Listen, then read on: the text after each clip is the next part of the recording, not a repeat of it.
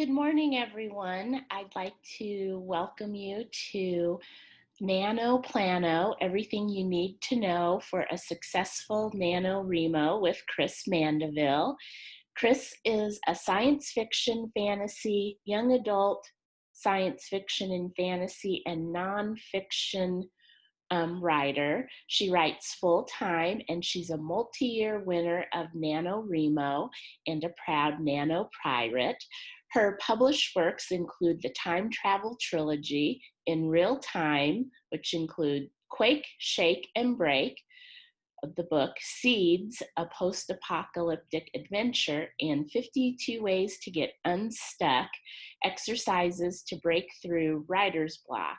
She has been teaching writing workshops for 15 years, and as she said earlier, she lives in Monument with her family and her service dog, Finn. Thank you, Chris, for doing this program for us. Thanks so much. I'm really excited to talk with fellow writers about NaNoWriMo, National Novel Writing Month, and share my tips, tricks, and exercises with you during NaNoPlanno month, October, as we get ready for the big launch, November 1st, when we all start writing brand new novels. I'm going to assume you're here today because you've already heard about NaNoWriMo and you know what it is. So we're not going to go real into depth about what NaNoWriMo is. There is a recording through Pikes Peak Library District that'll tell you all about that.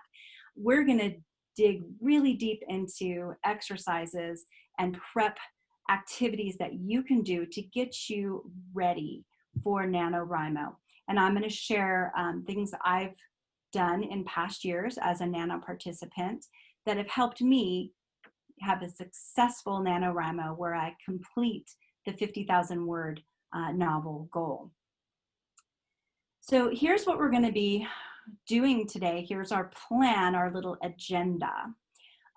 We're going to briefly cover NaNoWriMo and then really dig deep into techniques, strategies, and exercises.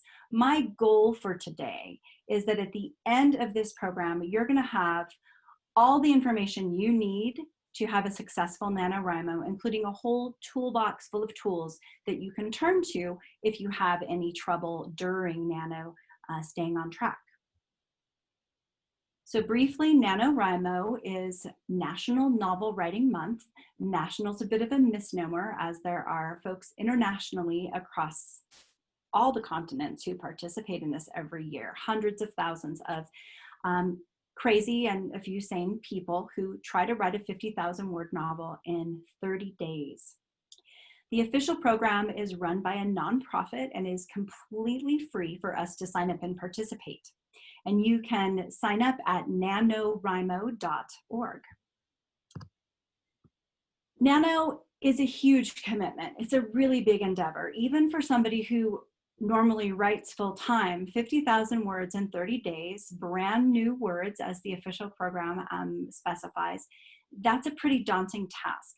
And it takes a lot more than just the desire to do it. It takes dedication, a commitment, it takes planning, and it takes a lot of time. Just how much time? Well, that depends. If you plan to divide your 50,000 words equally, spread them equally across the 30 days, then you have to write 1,667 words a day. If you're going to take off one day a week, then your goal ups for the other 6 days to 20,000. The way you find out how many words you need to write a day is you take how many days you have available and divide 50,000 by that number. And that way you'll figure out how many words a day you need to write. A big part of today's presentation is going to be me coaching you on things you can do to prep your calendar and prep your life to allow for this huge addition of writing time that you're going to be doing for November.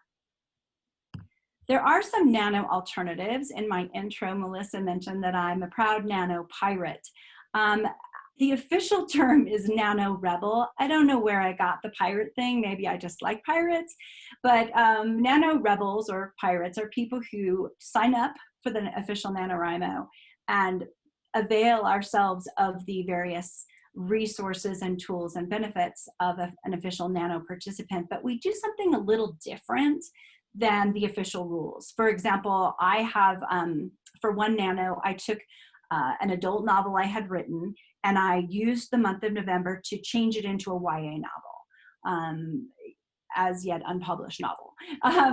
And sometimes I use NaNoWriMo to complete a project I'm already working on rather than starting a new project. There's all different ways you can be a Nano rebel or pirate, and I prefer that you call it pirate. You don't need to credit me on that. Another opportunity that you have to do something a little different is Camp NaNoWriMo. They have 2 summer months where you can sign up for a Nano program that's a little bit more loosey-goosey in terms of the rules.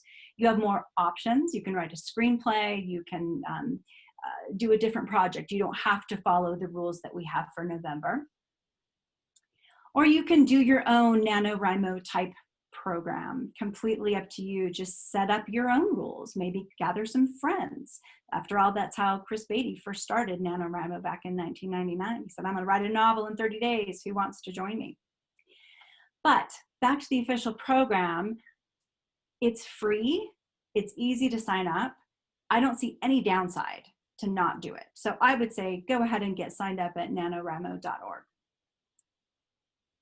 Once you're there at NaNoWriMo.org, there's a ton of resources. Now, some are available if you don't sign up, but most you have to be a participant to have access to them.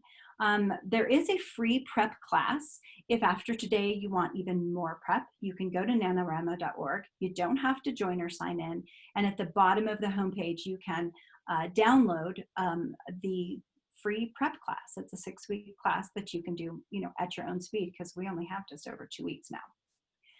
Another benefit of the NaNoWriMo official is if you're signed up, you can have access to your ML. That's your municipal liaison, the volunteer who's in charge of your region, and they are just full of information. They're a great person to ask questions.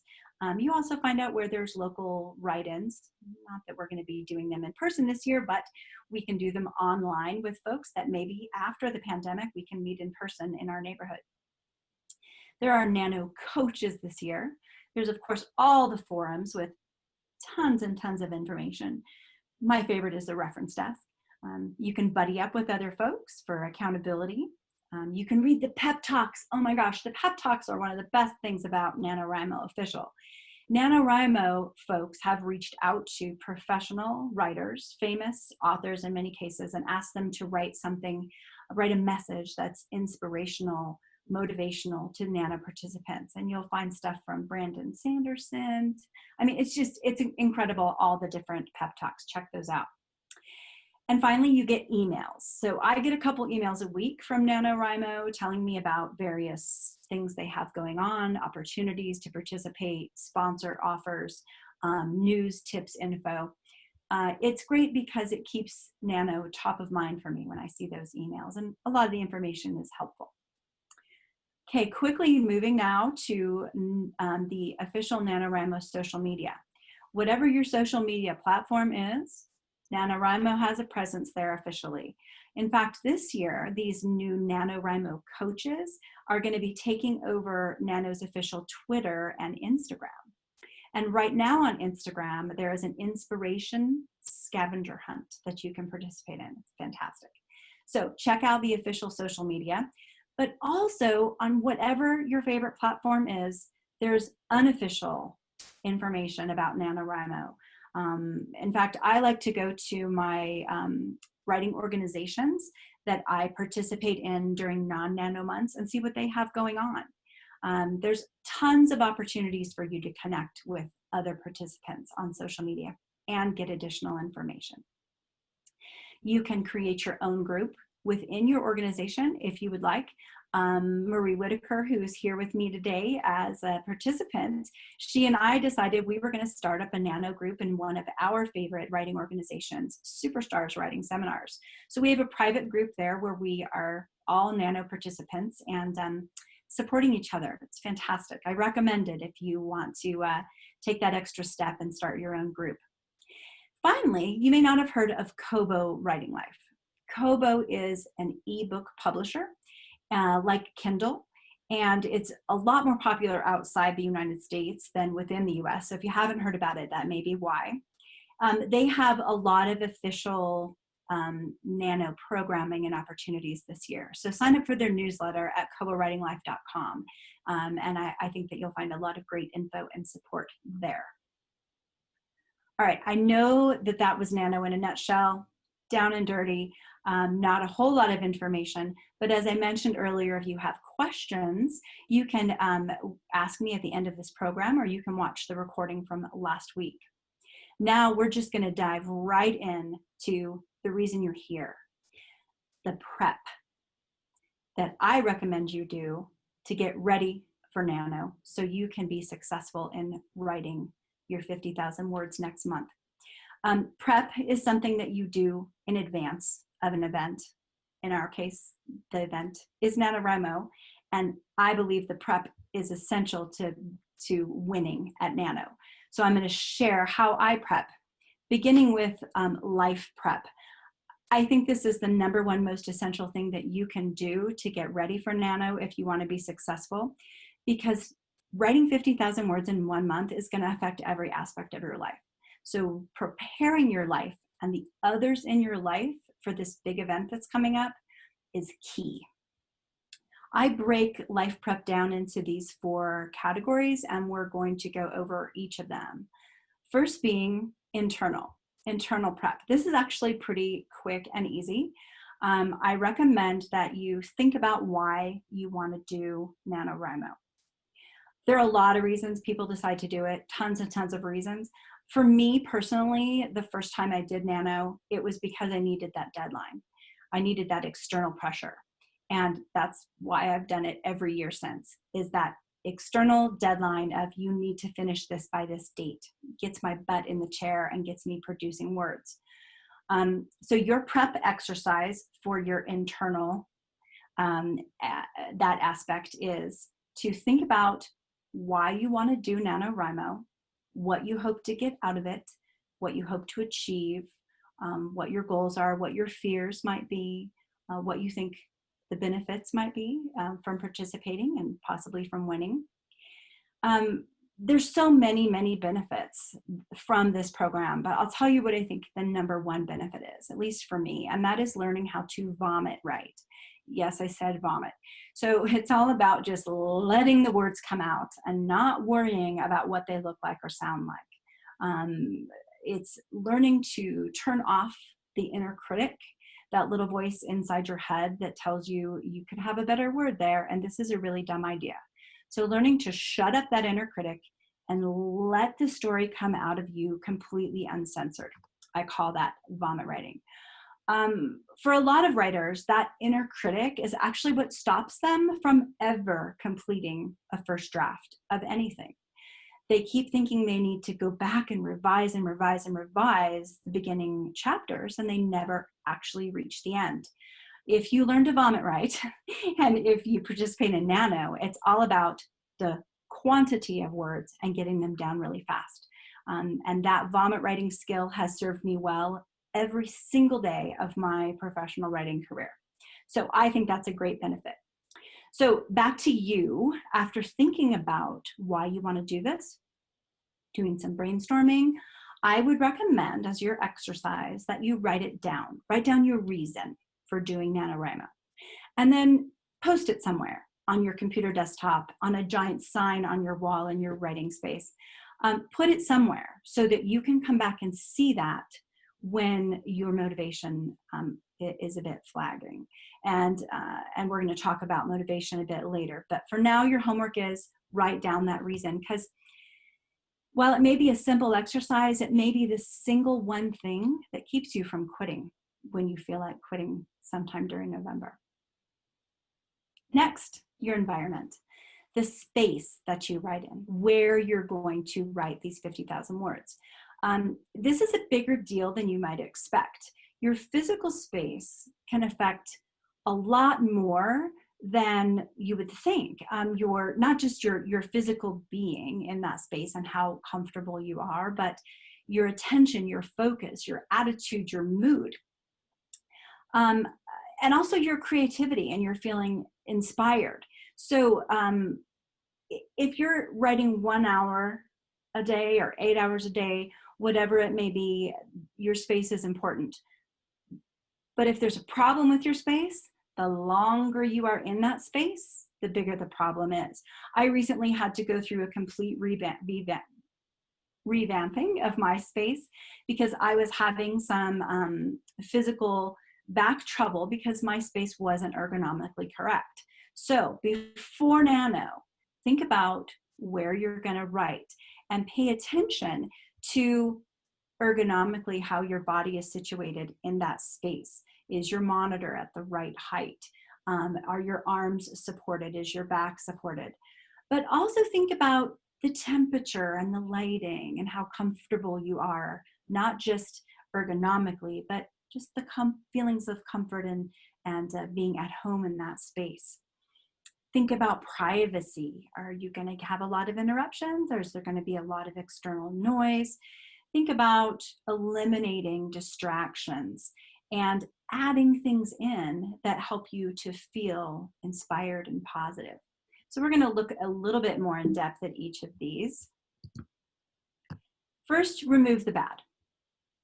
So shoulds are what I call those things that call to you, that you should do them, like feeding the goldfish and watering the plants that you see in your writing space, like the stack of bills on your desk, like your genealogy project or your report from work, your day job that you have to do. All these non-writing shoulds might call to you during your writing time. Now, I'm not saying they're not legitimately things that need to be done, but it's not good to have them intrude on the time when you should be writing. So remove all visible evidence of shoulds in your space. Next, distractions. When you're really in the zone writing, you don't want the ping of a text or the sound of an email coming through, your phone ringing, anything that might pull you out of the zone of writing.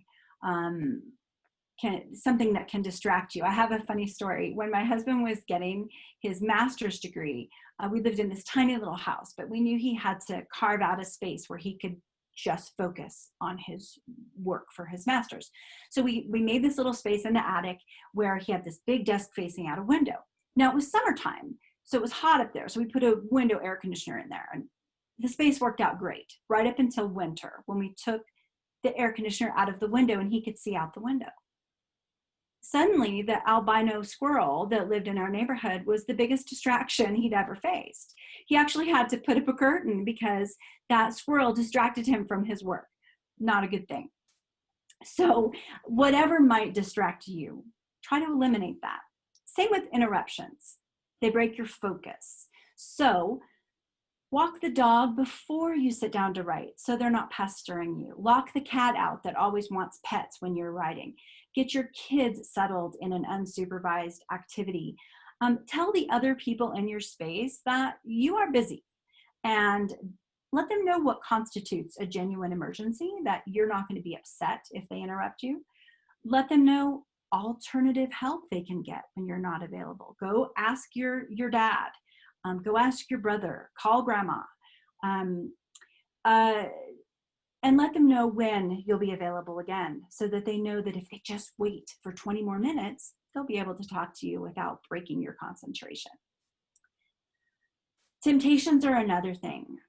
If you're tempted by gaming, turn off the gaming on your computer so you can't see it. Remove your switch from the room. If you're tempted by social media or by reading the news, make sure you can't see those notifications or those icons on your computer or your phone so that you're not tempted away from your writing. If you're a napper, don't write in bed because it might just be too tempting for you to fall asleep. So here's a little tip. There's a do not disturb function on your computer and on your phone. Turn that on. Maybe even have a message come up that says, I'm doing NaNoWriMo, check back next month, or whatever it is that you want to say. If you have a physical writing space where you have a door, put a do not disturb sign on your door. If you don't have a private space, put on a hat that your folks that are in your writing space know that when that hat is on, not to disturb you unless it is a genuine emergency.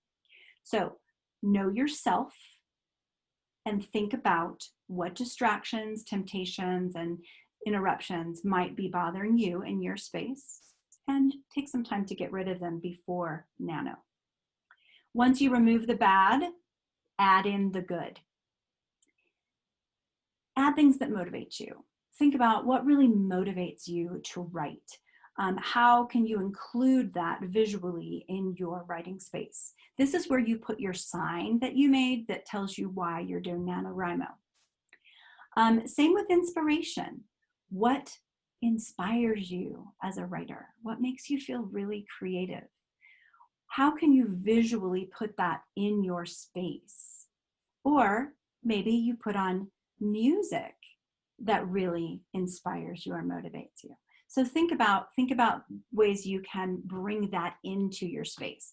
Same with positivity. You don't want to be in a space where you feel bad about yourself. You want to be in a space where you feel really positive about yourself and about writing. So you got a writing trophy or a certificate, make sure you can see that. Whatever makes you feel good, make sure you put that in your space.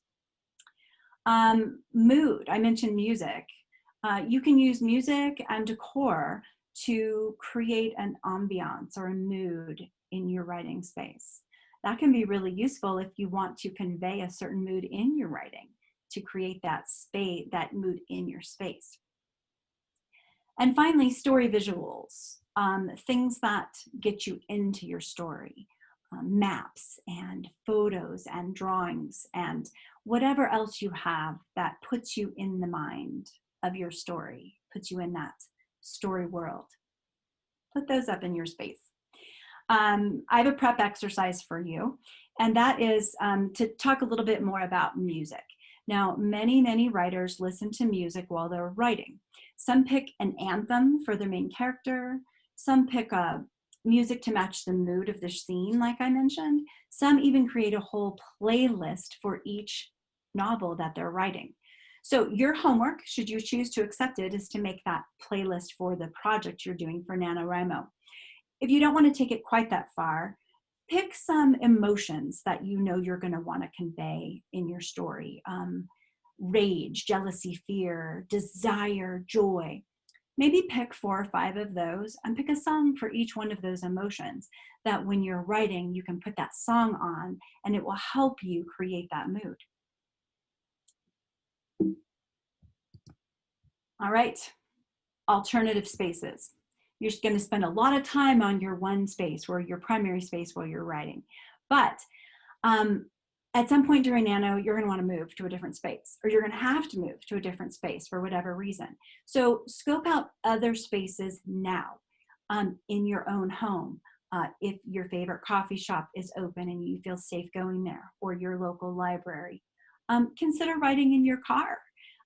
Go out into nature. There's lots of places that you can write, and I strongly recommend you find some alternatives before November 1st.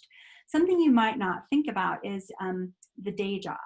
If you have a day job outside the home, maybe during the pandemic, that day job isn't open to the public. And if you're allowed to use that space, maybe you can go there and safely use that space as an alternative writing space. Likewise, you might not think about other people's homes as writing spaces for you, but they can be, especially if your best friend is traveling for Thanksgiving and you can house sit. The shoulds there are not your own, so it's a great space for you to go and really be in the zone for writing. Also, if let's say your neighbor has a day job and they leave every day and they'll let you have the keys and you can go right there for an hour or two and get out of your own space. Lots of options. Think about those before Nano and put a couple on your list of places to try.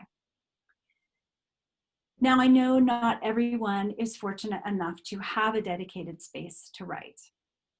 I feel very lucky that I have that myself, but I do recognize not everybody does. So do the best with what you can. And if you don't have a dedicated space, all is not lost. You can create a space on your computer and in your own imagination. You can decorate your desktop of your computer with things that inspire you. You can wear a ring on your hand that you see every time you're typing that your great Aunt Nelda gave you because you're her favorite. And that reminds you that you are a worthy person. There's lots of things you can do, including just closing your eyes and imagining your favorite ideal writing space. Or you get a picture of what your ideal writing space would be if money and time are no object, and use that to help get you in the zone. You don't have to have a lot of space or time or money to create this writing haven for you. So spend a little bit of time pre-NaNo scoping that out. All right, moving quickly on to time. This is the biggest area where we find challenges and where folks doing NaNo for the first time or the 20th time have concerns. We're going to spend a fair amount of time talking about time today. Some things that you can do to make time and clear time for writing. So first, I'm going to share with you my tips for clearing my calendar. The goal here is to take your November calendar and maneuver stuff around so that in the end you have big blocks of time to add in writing. First, step one, eliminate everything in November that is not essential. If you don't have to wash the dog or get your nails done, delete that from your calendar. If you can skip the homeowner association meeting that month, and I guarantee you can, delete it. Maybe if you have a day job or an intensive volunteer job, you can give yourself more writing time by taking a few vacation or personal days that you schedule in advance. So consider that. Delete, delete, delete everything you can possibly delete. Next, what's on the calendar that you can't delete, but you can postpone to December? Well, maybe I can postpone the dentist if I'm not having an issue right now. Maybe I can tell my sister, sorry, I know your birthday's in November, but we're going to move your celebration with me to December. And she might like that, extending her birthday a little bit further into the year. That online class that you want to start that's not writing related, don't start it now. Or even if it is writing related, you don't have the time, start it in January. So postpone. Next, trade. Think about who you can trade responsibilities with. Maybe you can trade overtime shifts with your coworker so that they do them in November and you do them in December. Same with driving carpool or chores at home. Maybe you're normally the person who takes out the trash. Maybe say, look, if you take out the trash all this month, then I'll do your chore and the trash next month. Trade lawn mowing, dog walking with your neighbor, whatever you can. Trade it so that you don't have to do it in November. Next, reduce. You'd be surprised how much time you can save by reducing the amount of time you spend, say, in social media, or by showering fewer times a week, or by picking just your 2 favorite TV shows to watch every week. So think about the things you don't want to give up for the whole month, but that you can find time by reducing. One habit we're going to talk about reducing in more detail is email on the next slide. But let's finish this list now. Moving on to the next thing, which is do it now, before November. If you have a regularly scheduled monthly newsletter that you send out, write November's newsletter now and schedule it for automatic distribution next month. Same with any social media posts that you regularly do. You can schedule November's and write them right now. Stock up on food, especially any groceries, prescriptions, anything that you might need during the month of November. Stock up as much as you can. Prep meals and put them in the freezer. Get your takeout menus handy so that you have to spend less time doing those chores in the month of November. Make sure your house or your space is clean and tidy. Everything's put away, your laundry's all done. Again, get as much done now as you can, including if you celebrate Thanksgiving here in the US, it's in November. I've never been a fan of NaNo in November, but that's beside the point. Water under the bridge now, it's in November. We've got Thanksgiving to deal with. Think now about what your plans for Thanksgiving might be so that you're not all of a sudden 2/3 of the way through NaNoWriMo and you have to figure out what you're going to do for Thanksgiving, especially given the pandemic year. Your Thanksgiving might be a lot different. Think about that now. And finally, streamline and consolidate everything that's left on the calendar for November. Reorganize and group things together so that you will then have big empty chunks of time on your calendar you can fill with writing. We can't skip paying the bills for the whole month. And if you can't trade with someone else in your family to do them, then set aside a time. Let's say you make an appointment with yourself for 1 hour once a week that you go through the snail mail and your email looking for your bills and paying them. Maybe you have phone calls you're going to have to return during the month. Well, consolidate them. Make Tuesday at noon your 1 hour that you return phone calls each week. Maybe plan to eat brunch during NaNoWriMo instead of breakfast and lunch. That'll save you some time. So think about how to streamline and consolidate everything you can't get rid of. All right, we're not quite done with this yet. We really need to take a deeper look at email. Email can be a huge time sink. So that's why we're going to deal with it in your life and time prep. How many emails do you get in a day? And how much of that is junk or mildly interesting or something that is just not particularly critical to your life in that moment? I would say a lot of the email is not critical. And it takes a fair amount of time to get through that email. And that's on top of the time you actually have to spend doing the real critical email. So there's one more element of email that also takes time that you might not consider, and that is stopping and checking your email. And I used to do this every couple of minutes. I would look over at the icon on my computer desktop to see if I had any new email. And if I did, I would go look at it to see if it was important. Sometimes your life, your situation is such that you really do need to check very, very frequently. But think about that for November. How often do you really need to check? And try to reduce your habit for checking. The first exercise I would like for you to do with your email is to limit. So limit how often you check. Only you know how often you really need to check. Think about that. Limit how much time you spend reading the email and how much time you spend replying. You can start that right now, and it will improve your life, even in non-nano times. Next, I recommend you take some time before November 1st to curate your email, meaning unsubscribe from the things that you really don't need to subscribe to, or modify your subscriptions so that you put it let's say I put my BookBub notifications that tell me what books I can get. I get that every day right now. I can put that on hold for the whole month, I believe. Or I can unsubscribe and resubscribe, put that on my calendar for December to resubscribe to BookBub. Or I can reduce the amount of times that I get email from them to once a week. So curate those messages that are coming in. Also, I think we all have a message or 2 or 10 in our email that is just sitting there, hanging out, waiting for us to reply, and we just haven't done it yet. Take care of those right now. Reply to those right now as fast as you can. Well, not right now, but after this workshop. And then let's say that you have a family member or a friend that periodically checks in with you. My college roommate, my Aunt Patsy, I'll get this email from them. Hey, how's it going? What's going on in your world? So what I might do prior to November 1st is shoot them a quick email.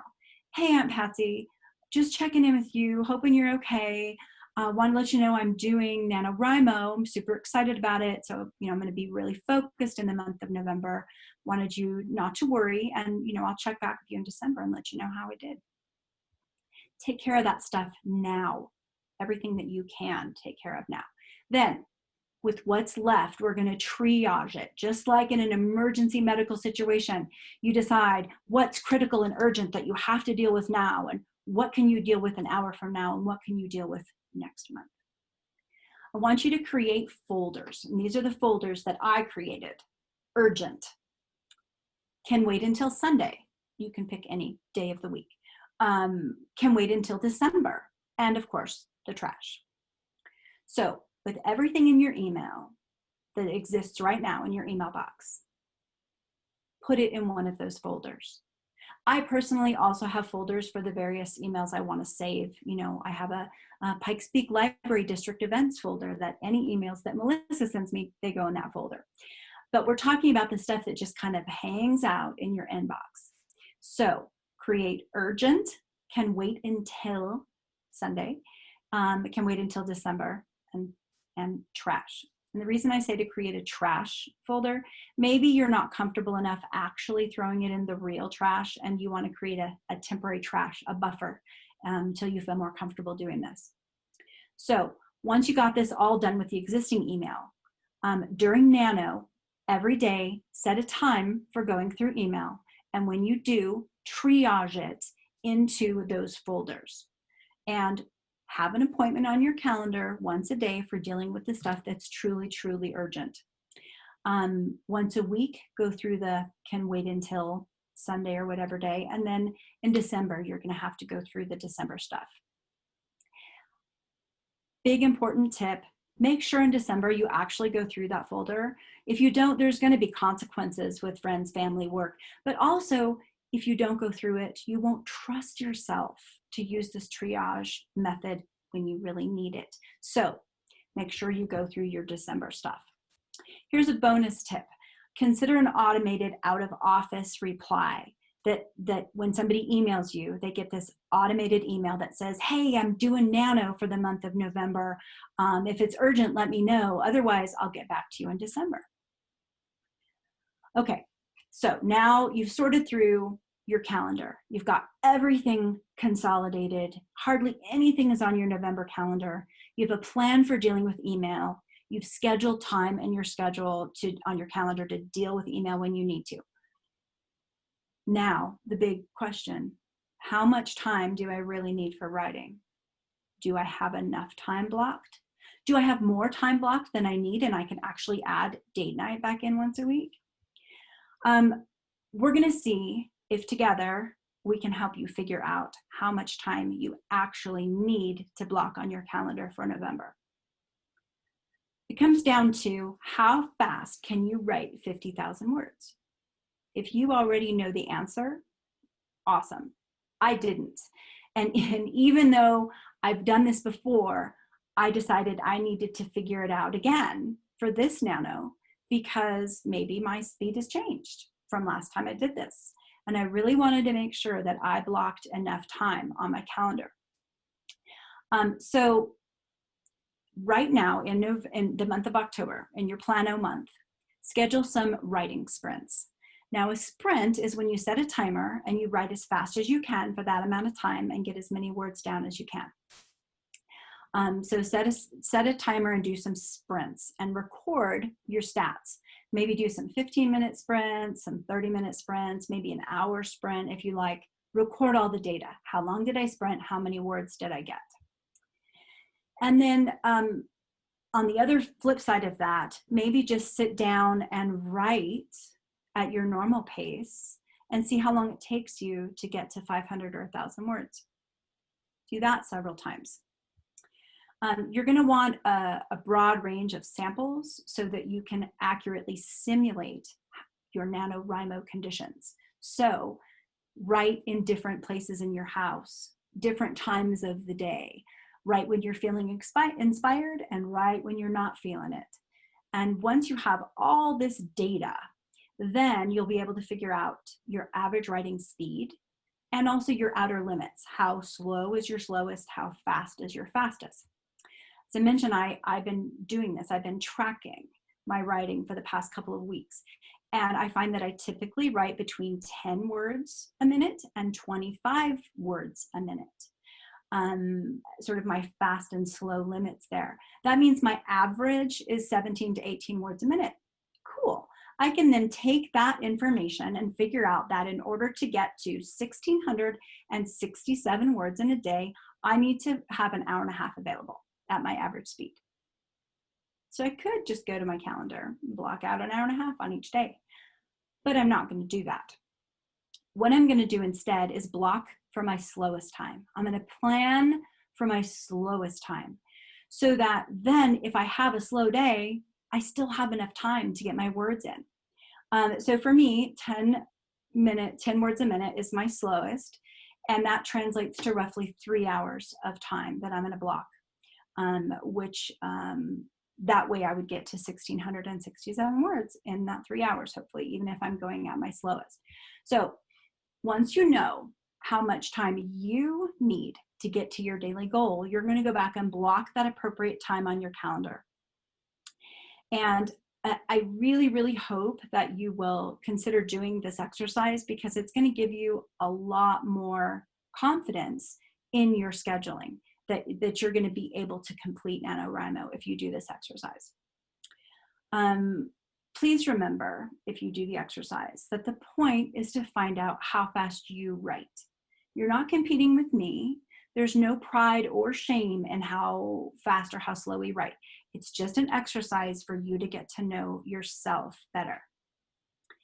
And that way you can manage your time better when it comes to Nano and your calendar. Let's talk a little bit more about this tracking system.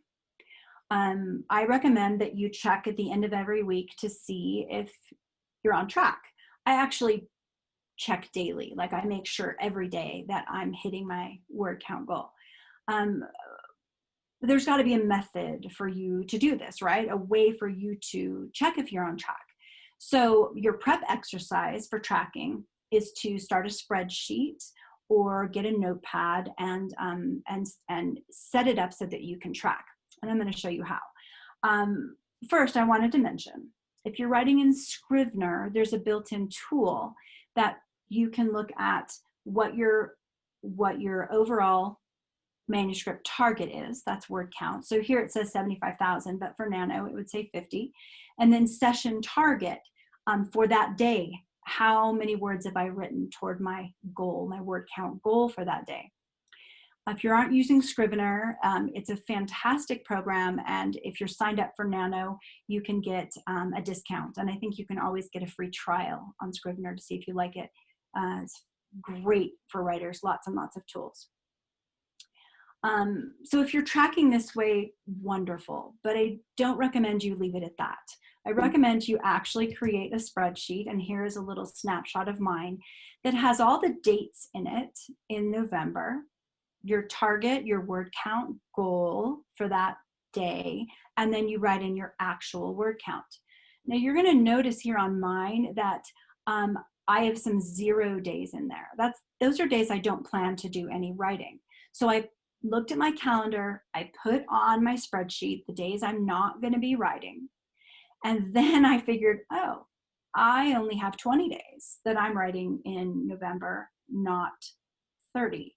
So I needed to redo the math and calculate how many words do I have to write a day over the course of 20 days to get to 50,000 words. Turns out the answer is 2,500. I've got to write 2,500 words every day of my writing day. Now, this sort of spreadsheet is super easy to customize like that. Let's say you have a day job, or your Monday through Friday is really busy and you can only get in a couple hundred words every day on weekdays, but on weekends, you're going to do a whole lot more words. Super easy to customize your chart like that. I have a couple recommendations from my experience doing a chart like this. Number one is that you block an extra chunk of time that you think you won't need for writing if you're meeting your goals every day, but you block it anyway, so that if you're behind at the end of every week, you have a day where you can catch up. For me, if I get behind, then I'm going to take some time on one of my 0 days to write, and I'll have that blocked on my calendar, emergency writing time. And if I don't need it, I can give myself a reward during that time. I can watch a movie or go do something with my spouse or call my mom, who's been worried about me all Nano because she doesn't hear from me. And then At the end of each week, when you look at your past week, look with a critical eye and say, okay, am I just not blocking enough time every day to reach my goal? Do I need to go back to my calendar and try to eke out some more time? So at the end of each week, reevaluate and see if you need to adjust for the next week.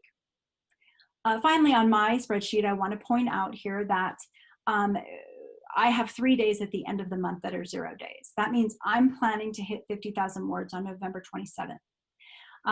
There are a number of reasons why I have those days, but this is going to give me some cushion, right? The main reason is I have some cushion at the end of the month that if I hit a patch of bad luck, if I really got stuck or was slowed down for some reason, writing-wise or life-wise, I then have a cushion so that I can still finish on time. So your prep is to figure out how you're going to track, create a system for tracking, and a plan for reevaluating if you've blocked enough time. All right. Whew. So after all of this, you've cleared your calendar, you've blocked some writing time, you have a way to track during NaNo, and a plan to catch up if you're behind. That is great. But I have to point out that life doesn't stop just because you've got your calendar in order. There's gonna be things that come up. You're gonna have requests to go to a meeting or an appointment or a lunch or this or that. There's gonna be stuff that comes up. So from this point forward, once you get your calendar done, try really hard to treat those writing time blocks as sacrosanct.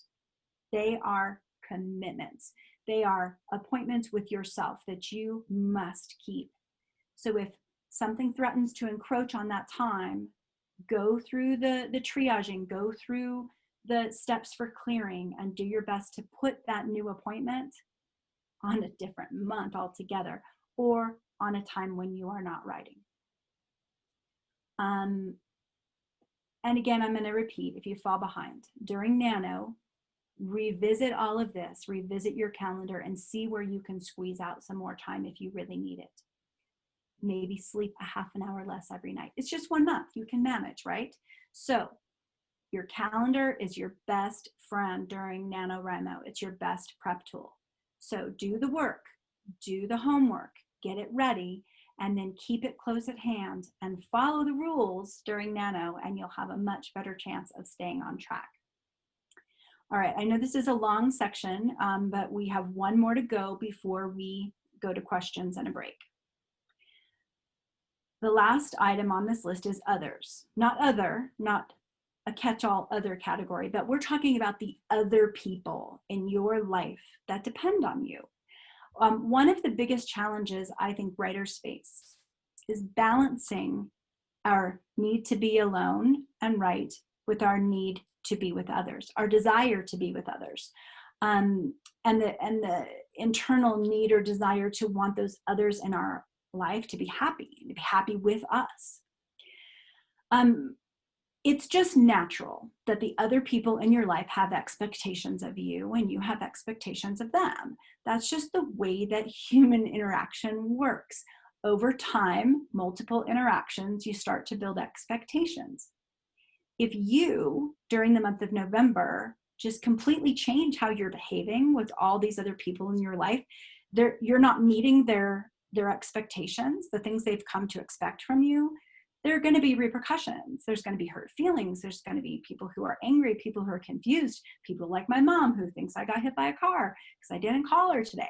So I recommend that to avoid these kinds of repercussions, that before NaNo, your exercise is to try to reset expectations with the others in your life.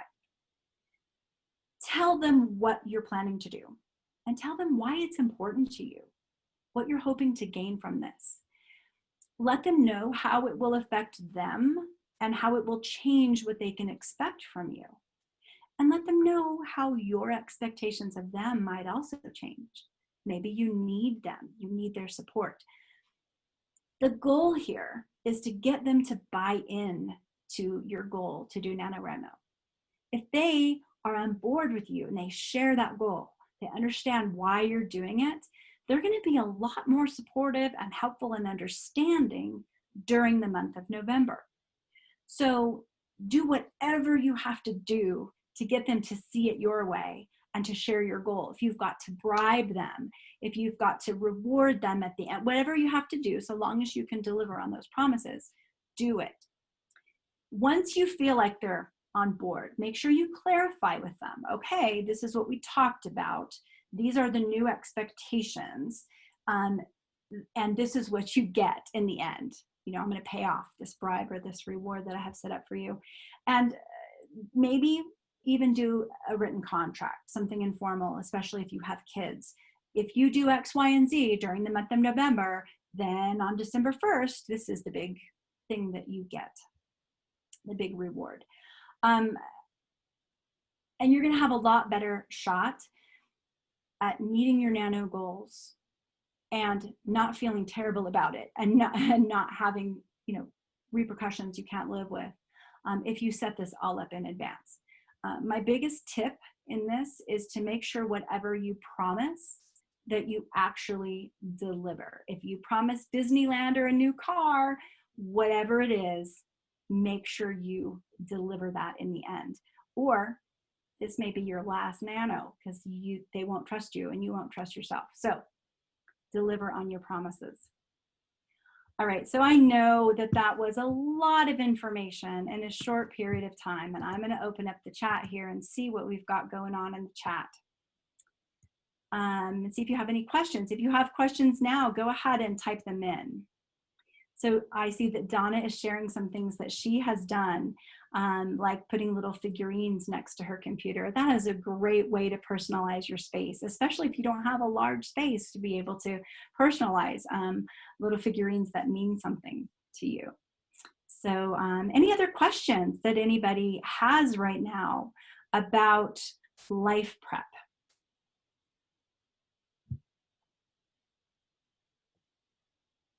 I'm not seeing any questions. Well, that's okay. We're going to take a break, and that will give you some time to think about questions that you may have, and you can come back here and ask them in the chat at the end of the break. So let's see, how long should we go? I think that we should take okay, now I have to do math, an 8-minute break. My clock says 11:07. So let's take a break until 11:15. If you want to come back early and type your questions in the chat, that's a great idea. Think about them while you take a break, get a drink of water, whatever you need. I have to go pet my dog and see how he's doing. And we'll see you back here at 11:15 Mountain Time. You're seeing break, conveniently titled for me to use it as a break slide, is the book I'm writing for NaNoWriMo this year. So that's not available at your local library yet, but it will be soon, I hope.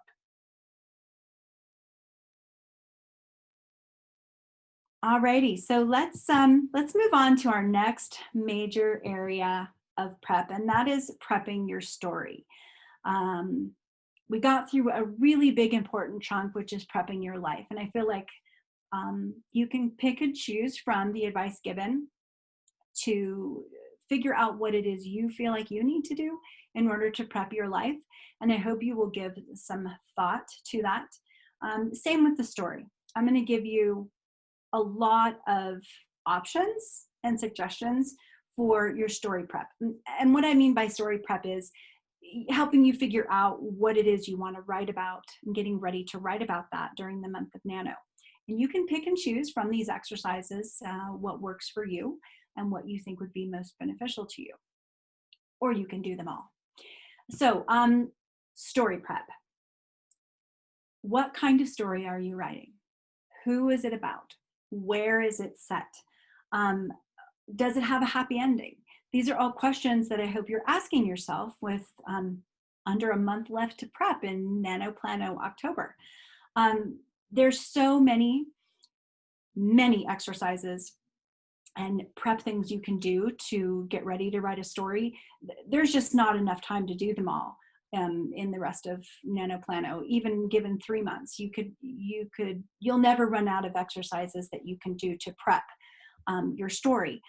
And if you're doing official NaNoWriMo, you're allowed to do as much prep and planning and outlining and character charting and whatever it is you want to do. You're allowed to do as much as you want. But we have a limited time. So I'm going to give you some options, and then you can choose which ones you think are most valuable in the time that you have left. If you love prepping and planning like I do, it may be hard to limit, but I'm going to give you some suggestions. So I've divided story prep into these areas: roadmap, plot, character, setting, research. But first, I want to talk a little bit more about conceptually the approach to prepping. Have you ever heard of the terms plotter and pantser? We throw these terms around in the writing community a lot, referring to the conceptual approach that a writer has to prepping for writing a story. The term plotter refers to someone who plans out their entire story in advance. Plotters can't imagine sitting down to write without a plan. It's too scary, too intimidating. It's just uncomfortable, unthinkable to sit down to write a story and not have a plan. If you're a plotter, all the planning in the world that I'm going to tell you about is going to sound awesome. A pantser is someone who writes by the seat of their pants. I've also heard it called writing into the ether or writing into the dark. It's somebody who sits down to write and doesn't have any conscious plan about what's going to happen. They just let the story bubble out and they see what happens on the page. Pantsers often refer to plotters as plodders, that they take the joy and love out of writing by beating it to death and planning it out. If you're a pantser, you might want to skip all the planning altogether. But I'm guessing that since you're here with us today in a planning class, you're willing to at least borrow some tools from the plotters.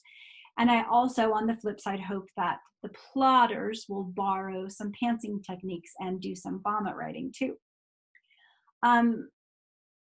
There's a name for people who are a little bit pantser and a little bit plotter and who borrow from both sides. I've always felt that that describes me, that I'm a hybrid of these two things. But turns out that official NaNoWriMo folks call it being a plantser. So I think we can all learn from the other camp, whatever camp we're in. We can benefit from moving toward the middle of this plotter pantser spectrum and being a plantser, especially if your tried and true things that you've been doing stop working for you. Time to borrow from the other side. Okay, so pantsers. Maybe it's uncomfortable for you to think about doing planning. I appreciate you being open-minded and working with me and being here today and seeing what's out there on the plotter side of things. And planners and plotters, this exercise is for you too. I've talked to a lot of pantsers, literally hundreds of pantsers over the course of my writing career, asking them, tell me about pantsing. Do you have a plan of some sort? They will all tell you no, I don't have a plan. But by digging deeper into the way they work, I found out they all do have something. At least the successful pantsers do, the ones that are actually writing and producing words. It's not a plan exactly, but it's a point in the story that they're writing to. I call it a destination, even though it may not be the end of the road trip. It may just be a waypoint. So if you're a pantser, I have an exercise for you that is based on this roadmap approach of having a destination. It's a little bit more than just one destination I'm going to recommend, but it's not that much more complex. And plotters, don't tune out, because this is a great starting place for your planning. So the roadmap is what I call a very basic depiction or outline or plan, if that word doesn't scare you, for where your story is going. And I have a method for finding what your roadmap is. That refers back to your readers. Now, even if you're not published, doesn't matter.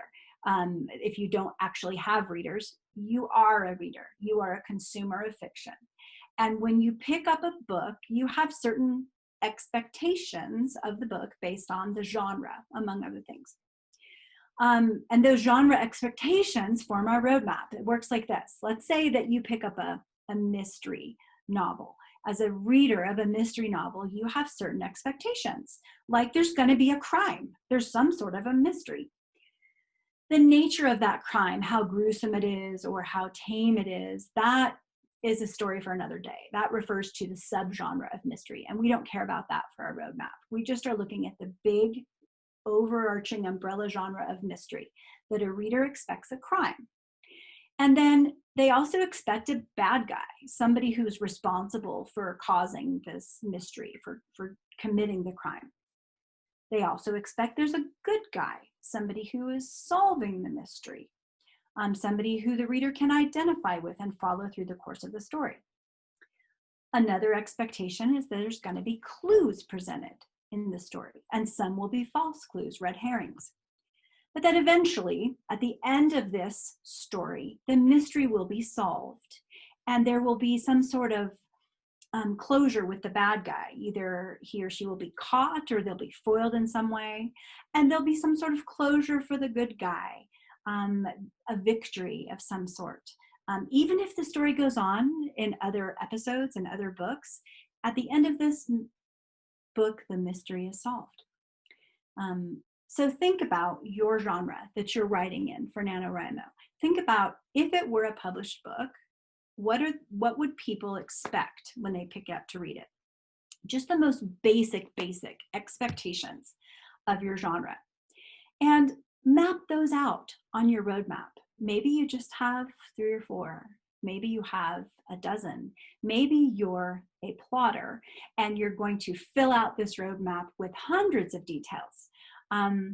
However you take this and run with it or not, I'm going to stress that this is my very minimum recommendation for planning your novel for NaNoWriMo, is that you create a roadmap of some depth and intensity. We're going to assume that you're going to build onto that roadmap. So we're going to move on to some other exercises that you might do when you flesh out this basic roadmap. And the first refers to plot. That's a great place to start adding things to your roadmap, because plot is the sequence of events of things that happen in your story. Not things people are thinking or wondering or feeling. It's the things that happen. And story planning, you can include as many or as few plot points as you want in your plan on your roadmap. If you like to plan and plot, there's tons of resources. And if you're new to planning and plotting and you want to know more, there's tons of resources. All you have to do is put in your search engine, how do I plot a story? And tons of stuff will come up. Some of the most popular and some that I find really useful are the 3-act structure. Gives you a great sort of set of milestones to look at in your plot. The Hero's Journey, love the Hero's Journey. Save the Cat is a book that gives you beats for different points in your story, different plot points. There are tons of plot diagrams. You can do storyboarding. You can use index cards to map things out. I mentioned that my personal favorite is The Hero's Journey, and the way that I like to digest The Hero's Journey, because lots of people have written about it, is a book called The Writer's Journey by Christopher Vogler, probably available at your local library. So you can use a template for different milestones along your plot, or you can just do whatever comes naturally to you. If you're into taking classes, and you might be since you're here, I'm super excited to tell you that I heard from an editor that I know, a professional editor, one of the best in the business. Yesterday, she let me know that she has a plotting class available on her website, and she is offering it at a discount. It does cost money, but a discount for NaNoWriMo. So if you're interested in taking a class called 5 Steps to an Airtight Plot, it is offered at foxprinteditorial.com. teachable.com. It's half price for this month. Another tool that you can use that I personally use for plotting is called a plotting grid. And it's a visual way of laying out your plan, your roadmap. Each of those 20 blocks that you see on the screen represents a point in the story. And the blocks on the end, I don't know if you can read that, 5, 10, and 15, those are all turning points in the story. You can have as many or as few blocks as you like. Some writers like to put a block for every chapter or every scene, which in most books is going to be more than 20. Some writers are more minimalist and they just maybe have 5 points along the way, the 5 major points in their story. Personally, I like to overlay on my grid the hero's journey, or most recently for Break, my story for Nano, I overlaid the Save the Cat beat sheet points on my grid. So you can insert on each of those spots what's supposed to happen in this plan that somebody else has created for making a plot. And then you put on there what you want to do in that space with your story. For the grid itself, mine is a physical grid. It's one of my kids had a science fair project and had this big poster board, right? So I took over the old beaten up poster board, covered it up, put my grid on one side, put the writer's journey, the hero's journey on the other side so that I could refer to it.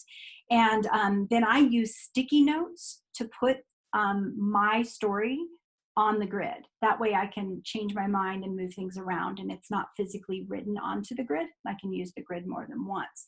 You don't have to have a physical grid. You don't have to have a big physical grid. You could have just a little one on your desk, or you could have it on your computer. You can use an Excel spreadsheet to do that. Easy peasy. So as a planning exercise, I would recommend you give the grid a try.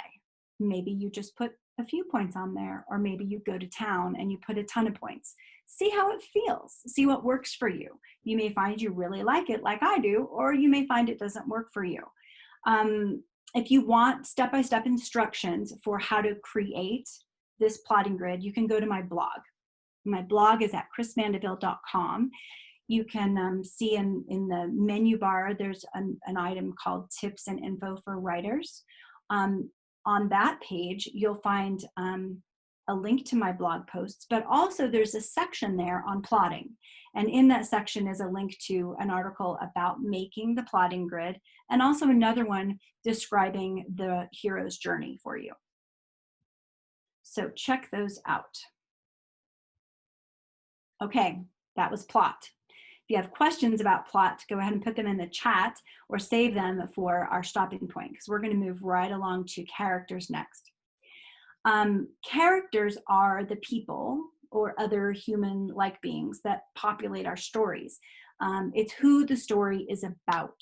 It's the who that the plot happens to or with. There's so many ways to build a character in your character prep, more ways even than there is to plot a story, I believe. Here's a really fun, easy way. If you've never planned out a character before, a great starting point is something tried and true like an archetype, even a personality type like the middle child, or a zodiac sign. Well, this character is a Scorpio, so they're going to be like this. Or a stereotype, the school jock. Don't end your planning there, but start there. It's a great place to sort of, consolidate a few ideas that hang together well, and then you can build on them. You can also base characters on yourself or on people that you know. And once you have sort of the basic idea of who this character is, some writers like to flesh out that character further by doing a profile or an interview. Those are both common methods. And you can do a search on profiling your character or interviewing your character. I also have templates for both of those in the back of my book, 52 Ways to Get Unstuck. The profile that I used was lent to me by author Laura Hayden, and you can get that by going directly to her website at suspense.net. Scroll down to the bottom, and there's a link for character profile. There's also a link for build a suspect, which might be a fun thing to try as well. The method that I find most essential in creating characters is called GMC, Goal, Motivation, and Conflict. That is the name of the book that Deborah Dixon wrote about this method. Goal is what your character wants. Motivation is why they want it. And conflict is what is getting in their way. I rely on this GMC method so much that I put it at the bottom of my personal plotting grid. That way, when I'm planning out my story, I can keep each character's GMC top of mind. And I think to myself, what would my character do in this situation when faced with this obstacle? Well, what do they really want and why do they want it can dictate how they would behave. So I strongly recommend the book, but I also have a blog post about GMC. And may sound like bragging a little bit, and maybe it is, but to give you more confidence in my representation of GMC, the author of the book, Deborah Dixon, actually commented on my blog post and said that I nailed it. So you can trust it. However you build your characters, I hope that you will give them hopes and dreams, not just goals, but fears and phobias, issues and problems. Give them a history that explains why they have those fears and goals and dreams. And that history among writers is called backstory. And we're going to play a little in the backstory sandbox.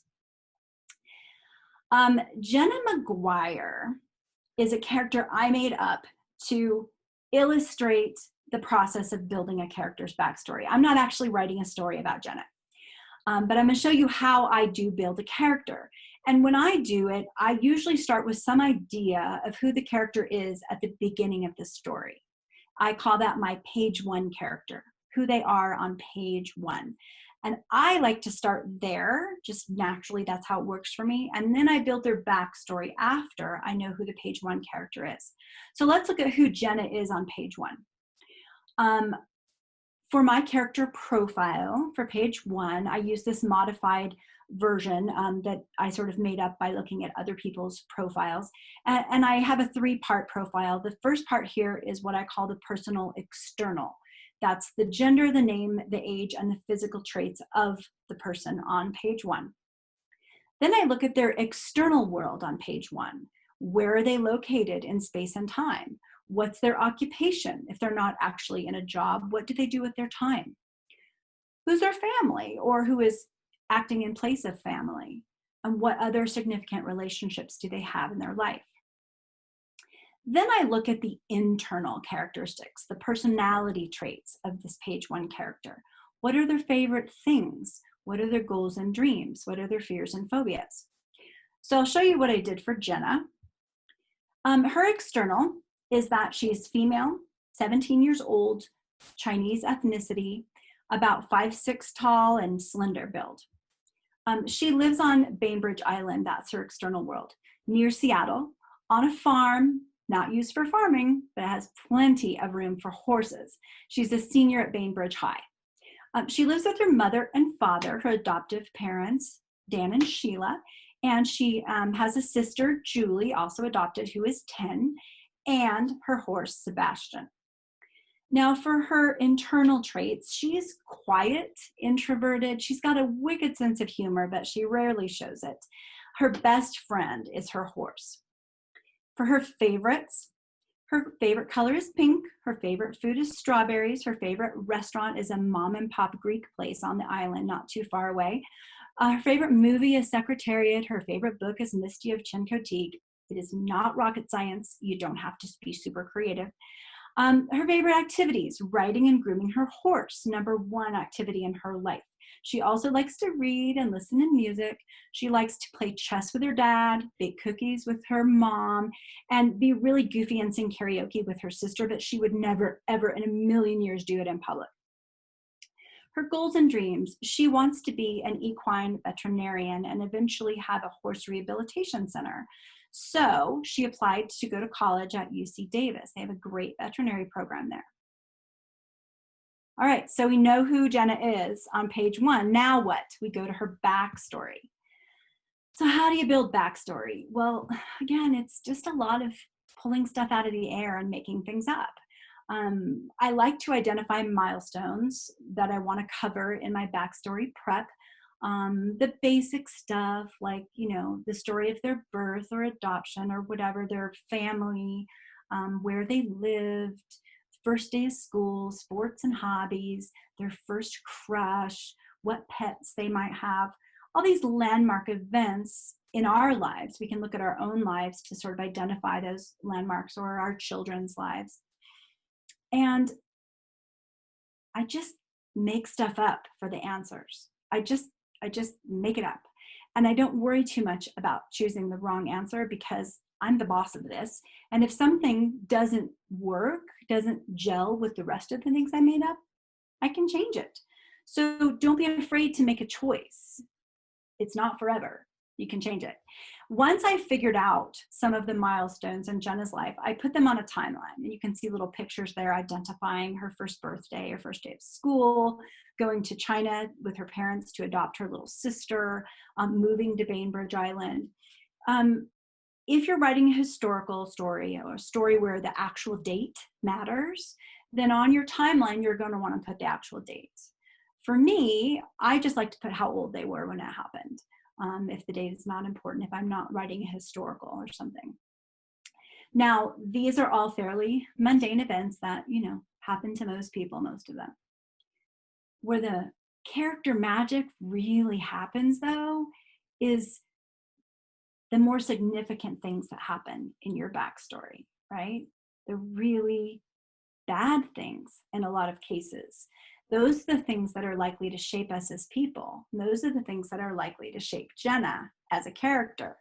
So I recommend that you, when you're building your character, that you traumatize them. Put some traumatic events in their backstory. Trauma can be physical, mental, or emotional. Often it's all wrapped up into one traumatic event. So in advance of NaNoWriMo, even though it may hurt you to hurt your character that you love, think about what happened in your character's life, in their backstory, that made them who they are on page 1. If you're building a character from scratch and you don't know who they are on page 1, you can always start with backstory. Add in a bunch of trauma, mix it all together, and see what kind of person is the result on page 1. And please don't spend all your time and energy just shaping your protagonist. I hope that you will do this exercise for your antagonist and for your secondary characters too. I think it's a lot of fun. I know it can be counterintuitive to think about traumatizing our characters, but it's really important that we do so if we want to make them more fully fleshed out and human. So traumatize them in their backstory and then make a lot of bad things happen to them in the novel. Challenge them, put things in their way, things they don't like, things that hurt them. And then they have to change and grow and rise to the occasion to overcome them. All right, so traumatize your characters. Okay, setting. Setting is where and when your story takes place. So Denver yesterday, or Atlantis 100 years ago, or Andromeda 100 years from now, the Dagobah system, the Shire, that's your setting. And in speculative fiction, those of us who write science fiction, fantasy, horror, steampunk, we call it world building, building our setting. But I say it's world building for anyone who writes fiction, even if it takes place in contemporary Colorado Springs, even if we're writing about me giving you a presentation in this moment. As the writer, I have to decide what details will put the reader in this time and space. So there's world building, whether or not you build a fantastical, speculative world. So I recommend, as an exercise, you plan your setting. When and where does your story take place? Even if all you figured out is what happens on page 1, the setting where your story begins, that is ACEs. That's a great prep exercise. Maybe it's really quick and easy, or maybe you have tons and tons of notes and diagrams and maps and stuff all over your physical or virtual space. For some additional information on world building, there's an author named Chuck Wendig who has a fantastic blog, and he did a blog post called 25 Things You Should Know About World Building. The link is in the chat, or you can Google Chuck Wendig 25 Things You Should Know About World Building, and you'll get his great article and his advice. In addition, I have a really fun exercise for you to try as part of your prep, should you choose. And that is collaging your setting, making a collage. Now, I first learned about collaging as a writing tool way back many years ago at a writer's conference. Author Barbara Samuel, also known by Barbara O'Neill, a fantastic, best-selling, amazing author. She was doing a workshop on how she collages her story as part of her process. So here is one of her collages that she shared, so you can see what she does. This is for her book, How to Bake a Perfect Life. Now you'll notice it's not just setting. It's a lot of things that for her are evocative or inspirational for this particular book she was writing. Your exercise is to make a collage for your setting. And you can do it old school and cut pictures out of magazines or print things on your printer and cut them out and paste them on a poster board. Or, believe it or not, there are actual programs you can download on your computer for collaging. Or a great free platform that I like to use is Pinterest. I love to use Pinterest for my collaging because my collages, or my boards as they're called in Pinterest, they're with me anywhere I go that I have access to the internet. So they don't need to be on the wall in my writing space. I can pull them up anytime I want.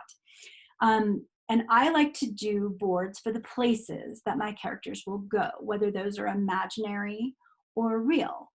In the real world, what do they look like? I can pull pictures and put them on a board. I also do boards for specific elements of setting related to the story. Like for my story, Quake, the time travel novel, it's not a spoiler that my main character goes back to 1906 San Francisco. Well, I have a board for clothing, specifically clothing in 1906 San Francisco. It's way more complex than you might think. I mean, the Victorian era ended in 1901, and then it was the Edwardian in 1906, but that only lasted until 1910. I mean, you can see how it can become very, yeah, I like to do research. So I use Pinterest for these boards, and I would love for you to try it or try some other way as your exercise of collaging your setting and elements of your setting important to your story. As an aside, I will say that I have done some collages for my characters. If you really like collaging, you might consider it. When I was prepping for this class, I logged into my Pinterest and I looked at a private board that I made for my post-apocalyptic novel Seeds. Now that book it's epic. It's like 140,000 words and has over 100 named characters. But for my main characters, I pulled pictures of different actors and I cast them in the roles in my book. And I have a Pinterest board for all these different characters, what they look like. And going back and looking at them was like a family reunion, right? Seeing the images of the actors I had cast brought back all these memories and feelings about these characters in this book that I wrote many, many years ago. It's pretty incredible. The reason the board is private is because I don't have the rights to those photos. I can't just make it a public board that my fans can go to and see who I cast in the role of Reed or Pascal. But if you want to see them, you can message me and I can give you a link. But again, it's private board because I don't have the rights to those images. All right, so you have your assignment. If you should choose to try it, please do some collaging. Okay, now we're on to research. I think it should come as no surprise to you at this point in our relationship that I am a researcher. I fall into the camp of, oh my gosh, I love to research and I want to do all the research and all the prep and all the exercises and all the character and story development and collaging that I can possibly do. Other writers fall into the, I'm just going to do the absolute bare minimum necessary research. Whether you are in my camp, not that it's the right camp, or the minimalist camp, your assignment is the same. Figure out before NaNo what it is that you think is necessary to research before you start writing your novel. And the reason is really straightforward. You don't want to stop and use your writing time in November to do research when you're allowed to do the research now. Get it out of the way. Also, if you stop to do research during the middle of writing, you stop to look something up, it can bump you out of the writing zone. It can switch your focus. It uses a different part of the brain. And it may stop you in your tracks from being creative and writing new words if you go off and read someone else's words and look at new research. So a tip I have for everyone, no matter what camp you're in, when you're writing away in November at NaNoWriMo, and you come to a spot where you really need to know, were zippers invented yet in 1906, for example? Not that I had to look at it. Don't stop writing and go research it. Put a marker in your text. One of my friends suggests using 3 asterisks. I have a hard time saying that word, so I might not use it. But put something, a symbol in your manuscript that you don't use for anything else, that you can do a search and find those spots and come back to them later when you're not in the writing zone. You can even wait till after NaNo to go back and fill those in. So I think that if you're a researcher, you're probably going to have to really prioritize what you're going to do in the next couple of weeks before NaNo starts.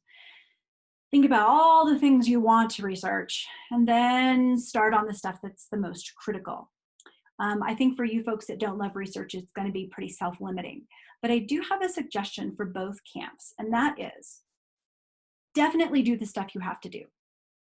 But try at least one thing that's not necessary, but just sounds fun. Research something that just sounds like a kooky side thing that you may or may not need, because oddly enough, sometimes those things that don't seem very necessary or important prove to be the most inspiring and beneficial to the story. So be sure to go down at least one unnecessary rabbit hole during your research.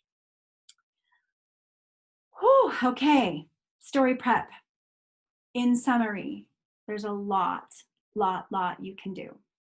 And it's up to you to know yourself and know how much research you can actually accomplish and plan to get that done in the next couple of weeks of Planno.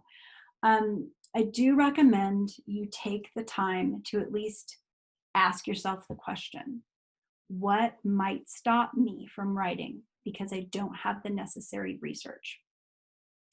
Prioritize, and then make sure you do something in addition that is fun. Okay, so lots and lots of information shared there about story planning.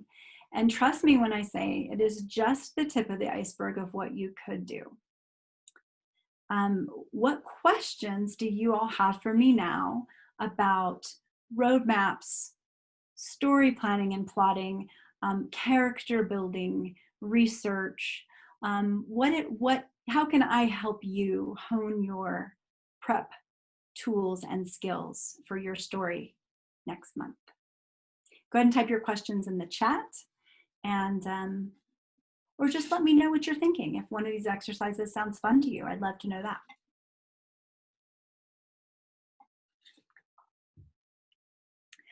All right, so there aren't any quick questions here. So except that Karen is asking if my slides are available. I will try to make my slides available to you on my website. Sometimes I'm not able to do that because it takes up too much data, memory, juice. So I'm not a real technical person, but you can watch this presentation on the recording But I will make a note to myself to try to make the slides available at chrismandeville.com. Another question. Do I have any thoughts on using Nano for nonfiction? Yes, and I think we probably should address that at the end. So remind me at the end if you want to talk more about nonfiction, as I am a nonfiction writer too. Yes, another question, can you sign up before Nano, before November 1st? Yes, I'm signed up right now for this year, and you can go to NaNoWriMo.org, sign up for free, get your buddy name. Be careful what buddy name you choose. That's what everybody sees, so don't pick something embarrassing. Wendy says, is there a particular characteristic that I always find helpful?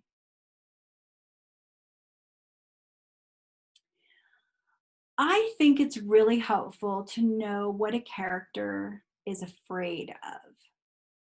So we want to know what's their goal and why they want it, but what are their greatest fears?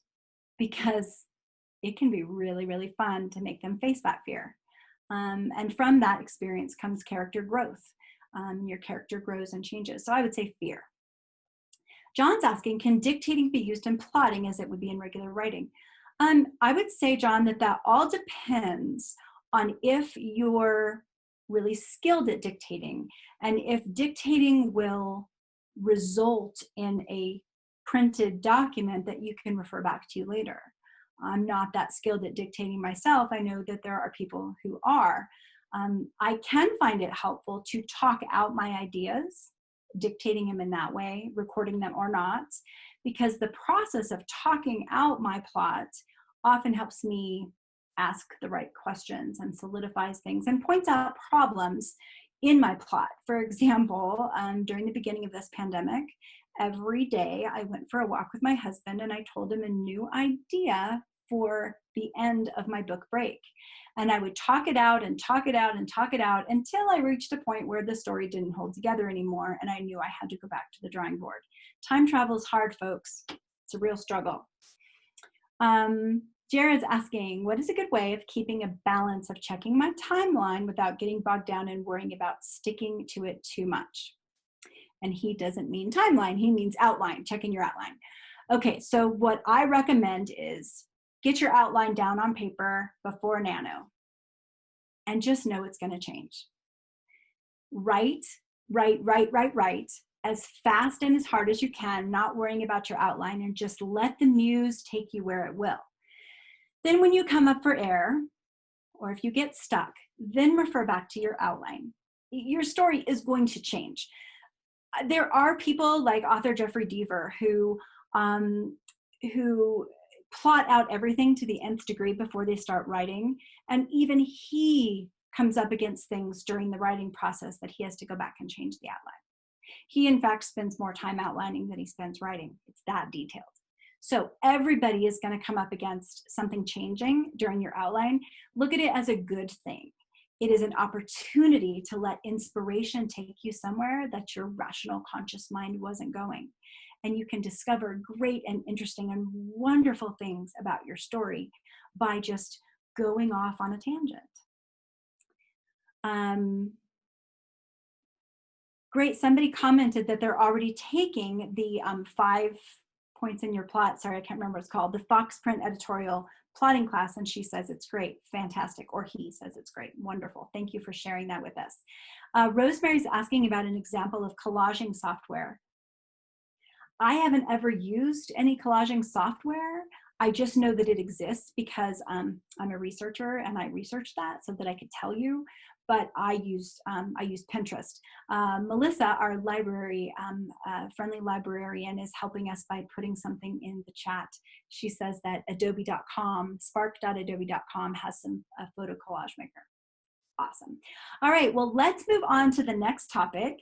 I'm excited that you are thinking about your story and that you have so many questions, and I will stay at the end to answer any and all questions that you have about your story. But for now, I'm going to do something critical, and I'm going to talk to you about what happens when you get stuck. It may seem hard to imagine as we're inspired and excited about NaNoWriMo and our story. It's hard to imagine a time when it's not possible to put words on the page, when you just can't put anything down. But if you write for any amount of time, if you do NaNoWriMo, you will come up against a point when you are having trouble putting words on the page. It can last a moment, a week, a day, a month, however long you choose to let it go. I hope you don't let it go. I hope you will dive into your toolbox of tools that I'm going to share with you and find something that gets you back on track in writing. I have divided getting stuck or unstuck into a couple different categories. This is really just sort of random. They're all under the umbrella of writer's block. We're going to cover getting stuck, feeling motivated, what I call the doldrums, some personal demons, and story block, which I refer to story block as when you're stuck on a story point and you don't know what's going to happen next. Let's dig into motivation. Everyone will struggle with motivation at one point during Nano. It is inevitable that one morning you will wake up and go, why am I doing this to myself? What the heck was I thinking? I don't think I want to do this anymore. Well, I hope you don't let that stop you. I hope you will go back to your handy dandy homework that I gave you at the very beginning of this class. Why do you want to do Nano? Hopefully you wrote that down and you posted it somewhere before November 1st. So when you have that moment of, why am I subjecting myself and my family to this? You will see your note on your wall that says, this is why I'm doing Nano. And that might be all it takes to get you back on track. But in case it's not, 5 tools here for your toolbox. Number 1, set up rewards for yourself to help motivate you. Maybe you're not motivated anymore by writing a novel, but you are motivated to get that piece of candy that you want. So if you write 100 words, you can have that piece of candy. If you reach your goal for today, all 2,000 words or whatever your goal is, then you get a reward like a movie, or go sit in the hot tub, or spend some time with your significant other. Give yourself a big reward that you dangle at the end of NaNoWriMo, like a pony or an ice cream cake. Set up rewards. They can really work to help motivate you. Number 2 tool, buddy up. In the official NaNoWriMo, you can have buddies, and I hope you will all buddy me and each other, that can help hold you accountable. Make an appointment with a buddy, whether it's a Nano buddy or just somebody else you know, to do a word sprint. A word sprint is when you sit down and write as fast as you can. You vomit write without censoring yourself. Do that for 15 or 20 minutes.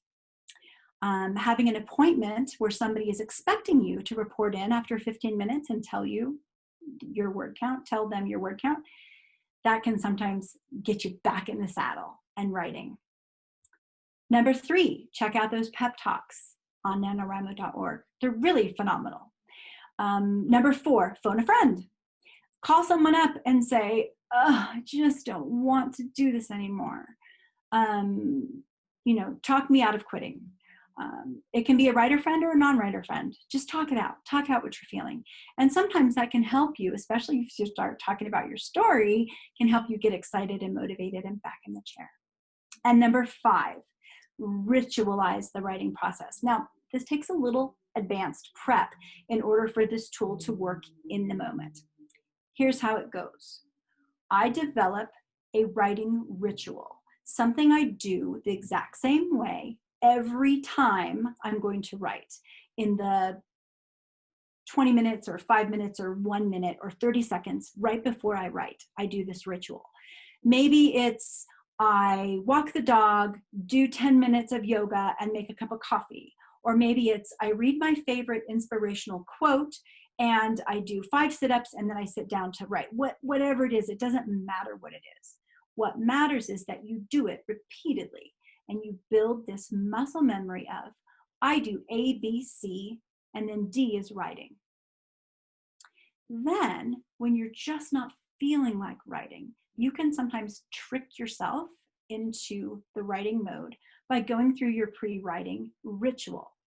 A, B, C, writing. I've got to do it now. That's just how I'm wired.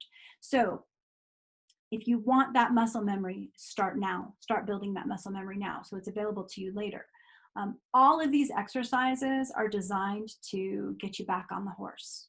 Even if you have to approach it from a different direction, you're getting back on the horse and getting working. And once you're working, then it's possible for you to get remotivated and re-inspired and reinvigorated with your story. Donna sharing in the chat that for her it's a song. And now whenever she hears that song, she's in the mindset for writing. That is a fantastic ritual, Donna. I love that one. All right, now we're moving on to the doldrums. The doldrums are a real thing. Okay, yes, for sailors, they actually are a real thing. Like you can be in the middle of the ocean on your sailboat and all of a sudden there's no wind. Zero wind for minutes, hours, days, weeks. You're in the doldrums. Writers can hit a point in their writing, even if it's going really, really well, they can hit a point where just no words will come. We can do all the right things. We can do our pre-writing ritual. We can get our butts in the chair. The chair is ergonomically correct and comfortable. We are hydrated, caffeinated, motivated, and no words will come. It's a thing. It happens. So here's 5 tools that can help you if you find yourself in the doldrums. Number 1, do something mundane. By mundane, I mean it's something that you are accustomed to doing, you have muscle memory, you've done it a bazillion times. It doesn't really take a lot of conscious thought. It takes just a little bit of conscious awareness, like taking a shower is my favorite. If I'm ever stuck, taking a shower somehow gets the ideas flowing. You can vacuum, fold your laundry, get on the exercise bike, go for a drive somewhere familiar where you don't have to worry about not knowing the way. Any of these things can help get you in sort of, it's almost like a meditative zone where there's just a certain part of your conscious brain that's working and the rest of your brain is kind of free to start thinking about ideas and seeing what bubbles up. And as soon as something bubbles up, stop vacuuming and write it down. You don't want to miss that opportunity to get back into your story. Tool number 2, put on some music. Hey, Donna, we're thinking along the same lines. Did you do your homework and make that playlist that I mentioned? Listening to that music can really help get you back into it. Author Cindy Matson, bestselling author Cindy Matson, she said, quote, "I love how music can instantly transport you and make you feel so many emotions. So when I'm stuck," Cindy says, "I put on my playlist and I remember what emotions I'm trying to convey." All right, tool number 3, take a walk. Now, there's something about walking that just gets the ideas flowing. When I interviewed a couple hundred writers for my book, 52 Ways to Get Unstuck, the idea that came up, the suggestion that came up more than anything else was taking a walk. From Dickens to H.P. Lovecraft, who I did not interview, to Kevin J. Anderson of Star Wars and Dune fame, who I did interview, Anne Hillerman, Aaron Michael Ritchie, Todd Vonnestock, the list goes on and on. Authors from every genre, every stage of their career, they share that going for a walk gets the ideas flowing. So whatever you normally like to do for exercise, during NaNo, maybe consider taking a walk every day, maybe as part of your pre-writing ritual to get those ideas flowing. All right, exercise number 4 or tool number 4 is find your zen. Find your zen place. Maybe you find that walking, or maybe it's meditating or doing yoga, chanting. I interviewed one author who says she literally howls at the moon.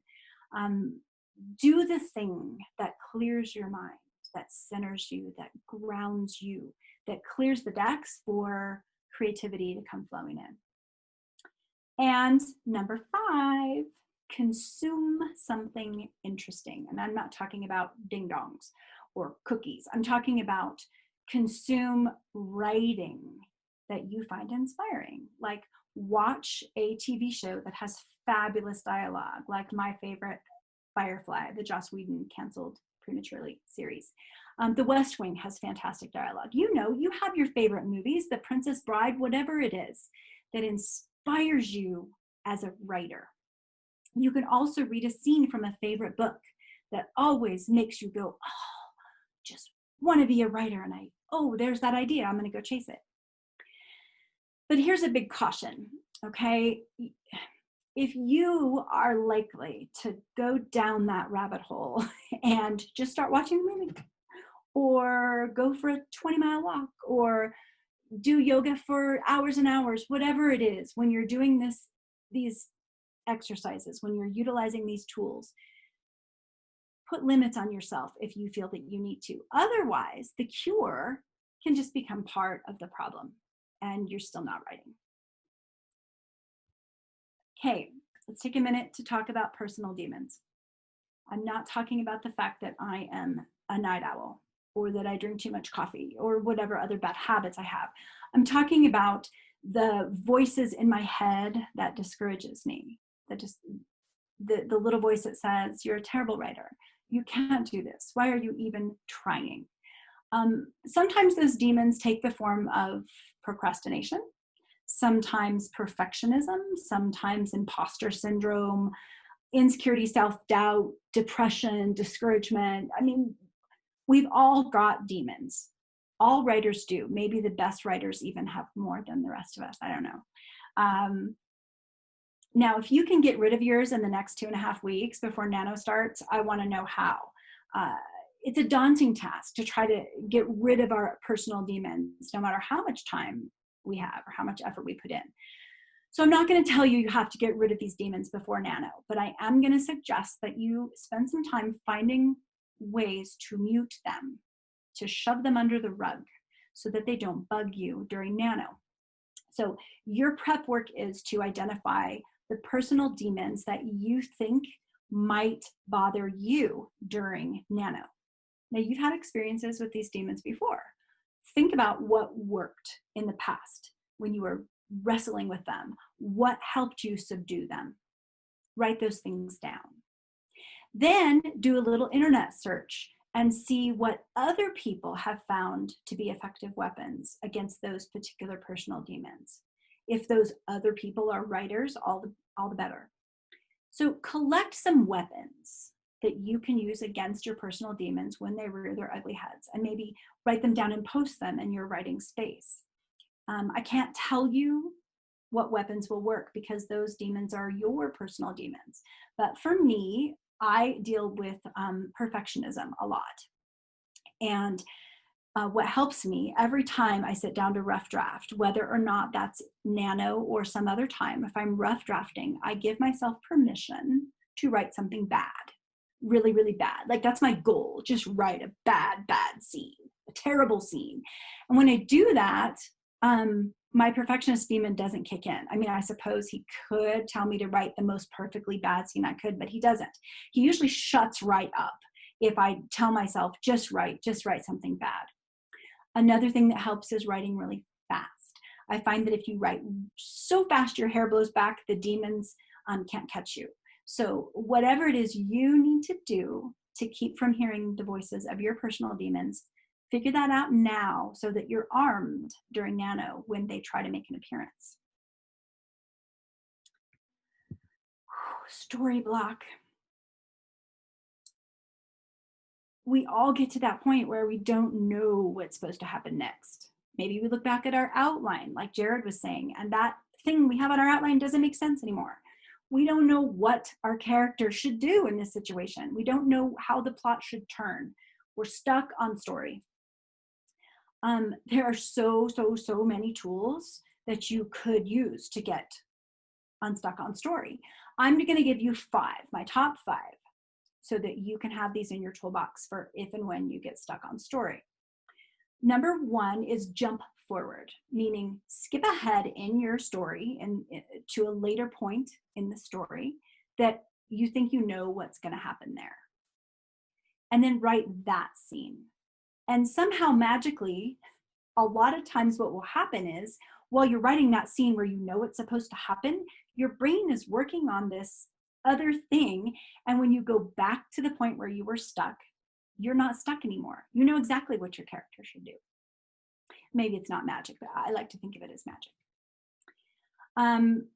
Number 2, write the wrong thing.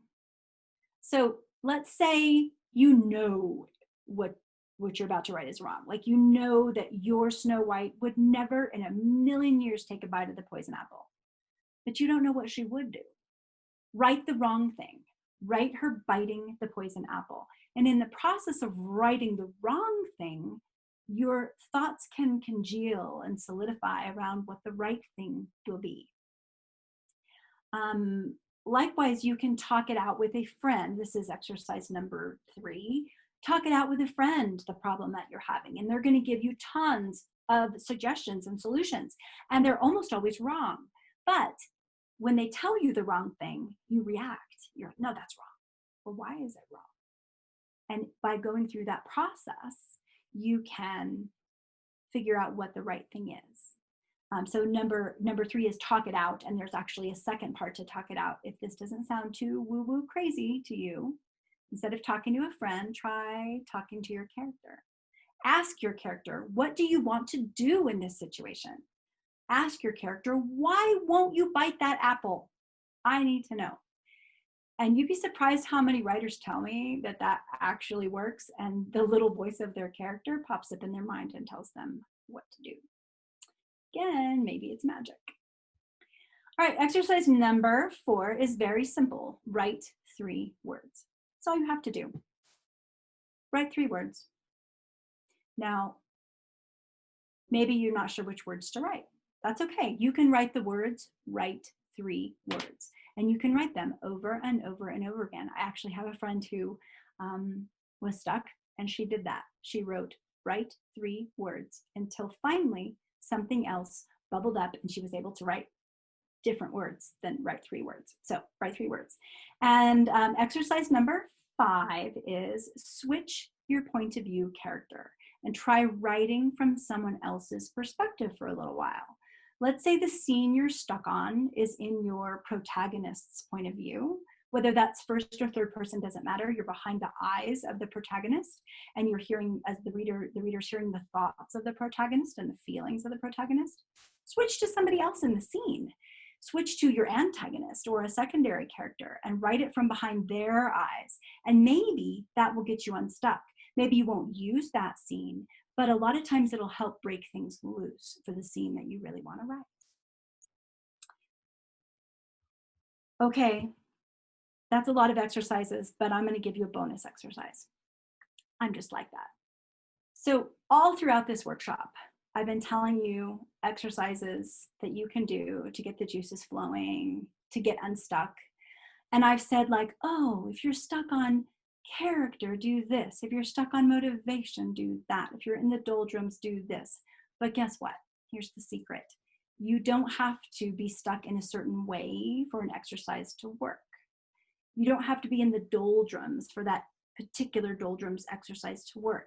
In fact, I believe my personal philosophy on getting unstuck is that any exercise can help get you unstuck, regardless of how or where or why you are stuck, which is really good news if you don't know why you're stuck. You just are stuck. You just can't write. So the premise of my book, 52 Ways to Get Unstuck, I mean, the reason there are 52 ways is so you can take a deck of cards and draw a card randomly out of the deck. That card represents an exercise in the book that you can try. You don't have to try a plot exercise if you're stuck on plot. So your exercise for this is to write down on note cards all the exercises that I've given you throughout this talk. Add note cards with your own exercises, tips and tricks and tools that other writers have shared with you or that you've come up with on your own. Put all those note cards in a box or in a hat in your writing space, or just type them up and put them on your computer. And then during Nano, if you get stuck, you can reach in and grab one out at random and just try that one. If you don't like it, put it back, get another one. But you don't have to know why you're stuck or how you're stuck to get unstuck. Just pick one at random. So bonus exercise. Also, I have a bonus tip. If you're stuck during Nano and you're a plotter, I challenge you to take a play from the playbook of the Pantsers and try some word sprints, some vomit writing, some writing into the ether, so that the muse can take hold and guide you while you put away your plotting ways. So if you get stuck, try pantsing. If you are a pantser, you know what I'm going to say. Go back to one of these exercises that we have gone over in this class. Maybe it didn't appeal to you before. Maybe you didn't do any prep on it because you just didn't feel like it. Because darn it, you're a pantser. But if pantsing stops working and you're stuck, try a plotting exercise. All right, guys. That was a lot of information really fast. What questions do you have for me for getting unstuck? Or what suggestions, what's worked for you? Share them with the rest of us and let us know some tips and tricks that maybe I don't know about, that I haven't shared with you. What works for you when you get stuck? You know, even people who don't believe that writer's block is a real thing, even they get stuck or stalled out when they're writing. So Donna says she missed the third method under motivation. So guess what we're going to do? We're going to go back because I don't remember what it was. Motivation. The third method is the pep talk. So under motivation, we've got rewards, buddy up, read a pep talk on NaNoWriMo.org, or 4 is phone a friend, and 5 is ritualize your writing. I'm going to go back to our questions slide and see that we have somebody was sharing something. Let me see where it is. Marie says if she's stuck in a novel, she goes and works on a short story for a couple of days and then goes back to that novel. That's a great suggestion, Marie. Write something else. Go in a different track, switch gears in your brain, and then when you come back fresh, maybe you will not be stuck again. I like that one. All right, keep those questions coming, but I'm going to move on to what do you do now? Now that you've had this class, you've got a couple of weeks before Nano starts, what should you do? I say think about why you want to do NaNoWriMo. Think about where you're going to write. Prep your calendar and your schedule. Figure out when you're going to write and how long you need to write in order to meet your goals. Set expectations with the others in your life so that you don't end up disappointing them or making them mad or losing your job. Reset expectations. Prep your story, and when you do, be a planter. Try both sides of the spectrum, some free writing and some planning. And fill your toolbox with tools to help you get unstuck, because you're going to need those. Then you can take a class if you would like. There's the class that I mentioned earlier on plotting. There's also the class I mentioned with NaNoWriMo.org. That's a completely free prep class. I'm sure there are tons of classes out there if that's the way that you like to prep, if that's the best use of your time. And then please sign up for NaNoWriMo Official and gather up some buddies there. I think that accountability and that connection, that community that we have during November Nano is a fantastic support system. Chris Beatty, who invented NaNoWriMo, said that was something he learned in his very first Nano back in 1999. He learned how important community and accountability, how important they are.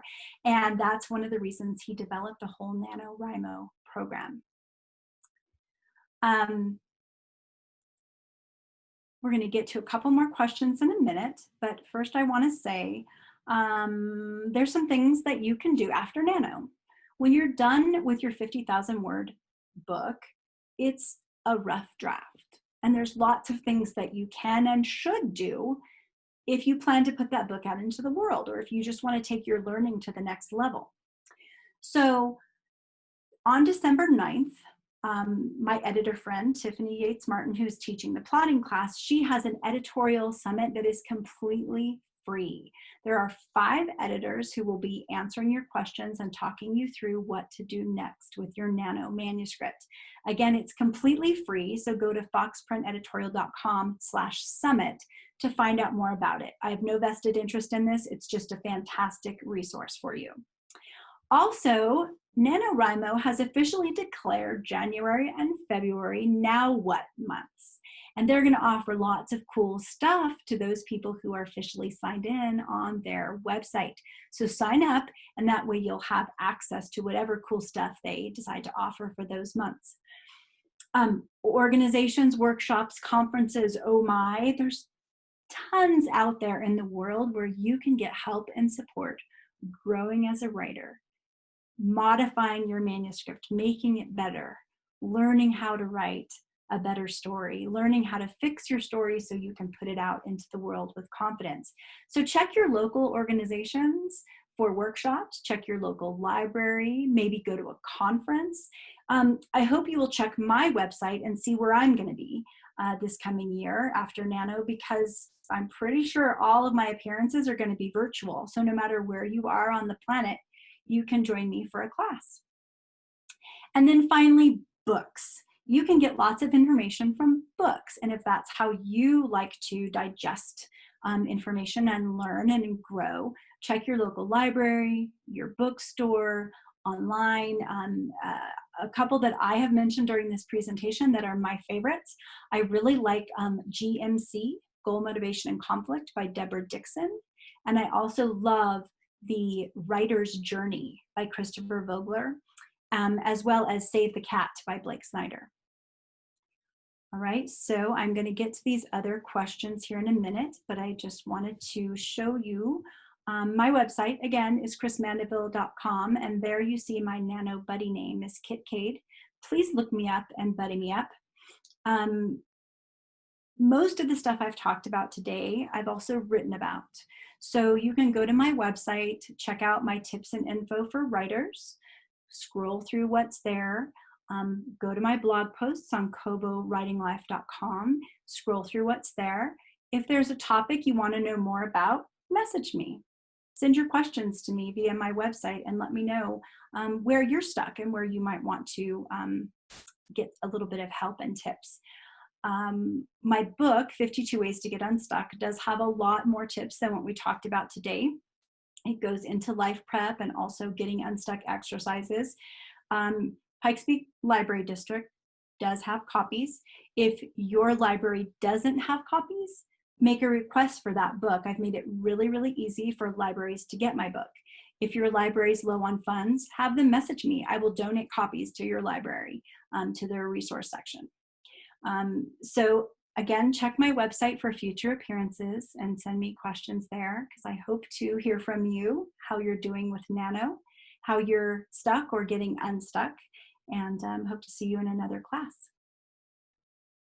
So let's go on to the questions that we have in the chat. Go ahead and type in any more questions that you have. Donna shares that the ritualization aspect of preparing to write has saved her many, many times during NaNo. We do have a question from Judith asking, is nonfiction acceptable? And I believe, Judith, you asked me a question about nonfiction earlier. So the official standpoint on nonfiction from the NaNoWriMo official powers that be, they want you to write a novel, which by definition is not nonfiction. If you're writing nonfiction in that you're writing a memoir, creative nonfiction, then that usually follows the fiction plan or guidelines, reader expectations. If you're writing, and that's easier to do in NaNo. If you're writing a nonfiction book, I say be a NaNo pirate. Sign up. Take advantage of the resources that are available to you through the official site, even if you're not following the exact rules. And also check the forums on NaNoWriMo.org, because I would bet you money, at least a cup of coffee, I would bet you, that there is a forum for nonfiction writers. And you may be able to buddy up with folks who are going through what you're going through. Judith, I think you had another question about nonfiction. Feel free to put that back in the chat so I don't forget to come to it. Oh, it was Rosemary. Rosemary said the nonfiction question. Remind me what that question was specifically about nonfiction if I haven't covered that yet. Vivi Thompson is saying they're thinking about trying reverse NaNoWriMo. Can you tell us what that is? Because in all my Nano experience, I haven't come across reverse NaNoWriMo. I would love to know what that is. Janessa is asking about getting a copy of the class. I'm so sorry you missed the first hour, but this class will be recorded, and Melissa is going to send out links to everyone who's registered for this class with the recording. Also, my previous class a week ago spent a whole hour on what is the official NaNoWriMo, what benefits and resources are available to you. And so you can watch the recording of that too if that's something that would be useful to you. Okay, so Rosemary's question was, what are my personal thoughts on making nonfiction work in Nano? As you know, I am a nonfiction writer as well as a fiction writer. And I feel like the way that Nano can help me the most as a nonfiction writer is getting my butt in the chair and forcing me to write fast. So in that way, even if I don't use any of the other tools, that framework or structure gets me writing the words. Now, when you're writing nonfiction, you might think that it should be very plodding, like all the facts in a certain order and there's no creativity. But I would disagree with that. I would say some of the best nonfiction I've written has been when I'm free flowing and letting the muse come, and I just let the words come out and I write down my thoughts on the topic at hand. And yeah, maybe it's too conversational or not organized well enough to go in a nonfiction book, but it helps me get to know my ideas better. So it may not actually help me in terms of word count, but it definitely helps me in terms of producing a good nonfiction book. All right, so there's a wiki on reverse NaNoWriMo. I'm totally going to check that out. What other questions do I have? I know that we're beyond the time that we had planned to end this class. If you have to go, I totally understand. I appreciate your patience while we got through all those exercises. But I will stay as long as you're here and you have questions.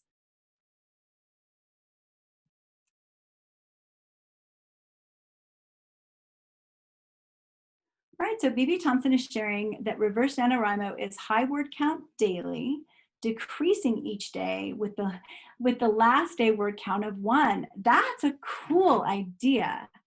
Gosh, it takes some math and calculations to figure out how to reverse that. I bet you could find that online. I bet somebody's done the work for us. You know, 1 word, 10 words, 100 words that way. That would definitely mean that you're front end loading and you're doing a lot of writing up front. The only drawback that I could see to that is that if you're someone who gets discouraged by failure to reach a goal, rather than someone who gets fired up when they don't reach their goal and they try even harder, if you're someone who gets discouraged, you might try this reverse nano, and the first day or a couple of days might be too hard. They might not be achievable, and you might find yourself feeling discouraged. So you know you and how you're wired. So think about that before you jump into reverse NaNoWriMo, and also, frankly, before you jump into NaNoWriMo. If not winning would be detrimental to your psyche, I don't want you to do it. Because the important thing is that you write. And you're going to do that when you feel good about it. When you feel good about yourself, you feel good about what you're doing, and those words will come out. And that's what we want. We want your words to come out on the page so that hopefully one day we can all enjoy them. And BB is saying, yes, there is a chart there.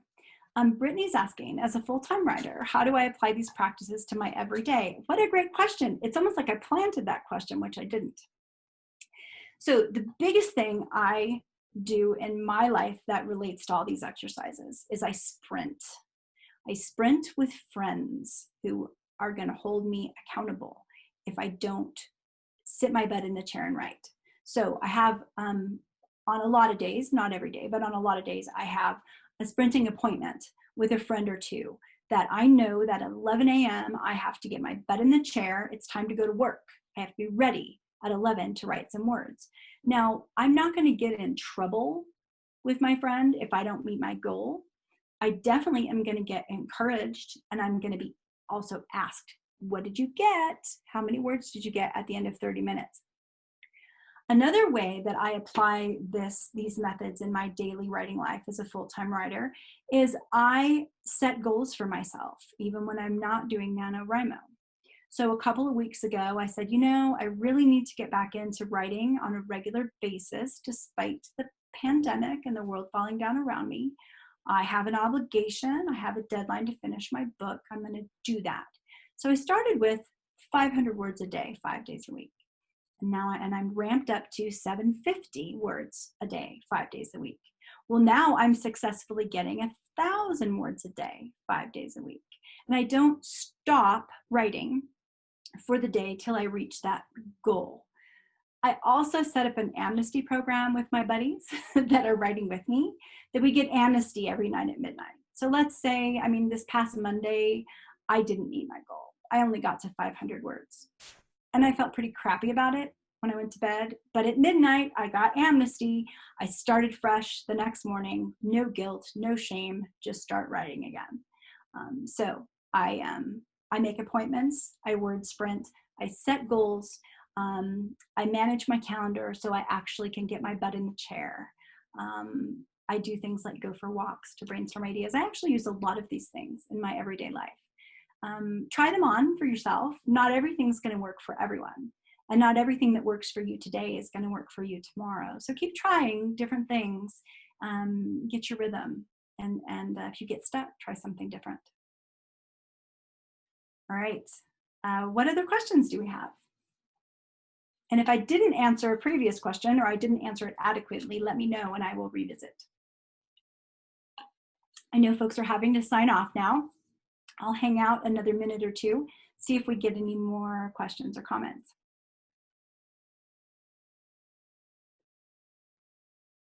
And buddy me up. If you're going to do NaNoWriMo, look me up under Kit Cade.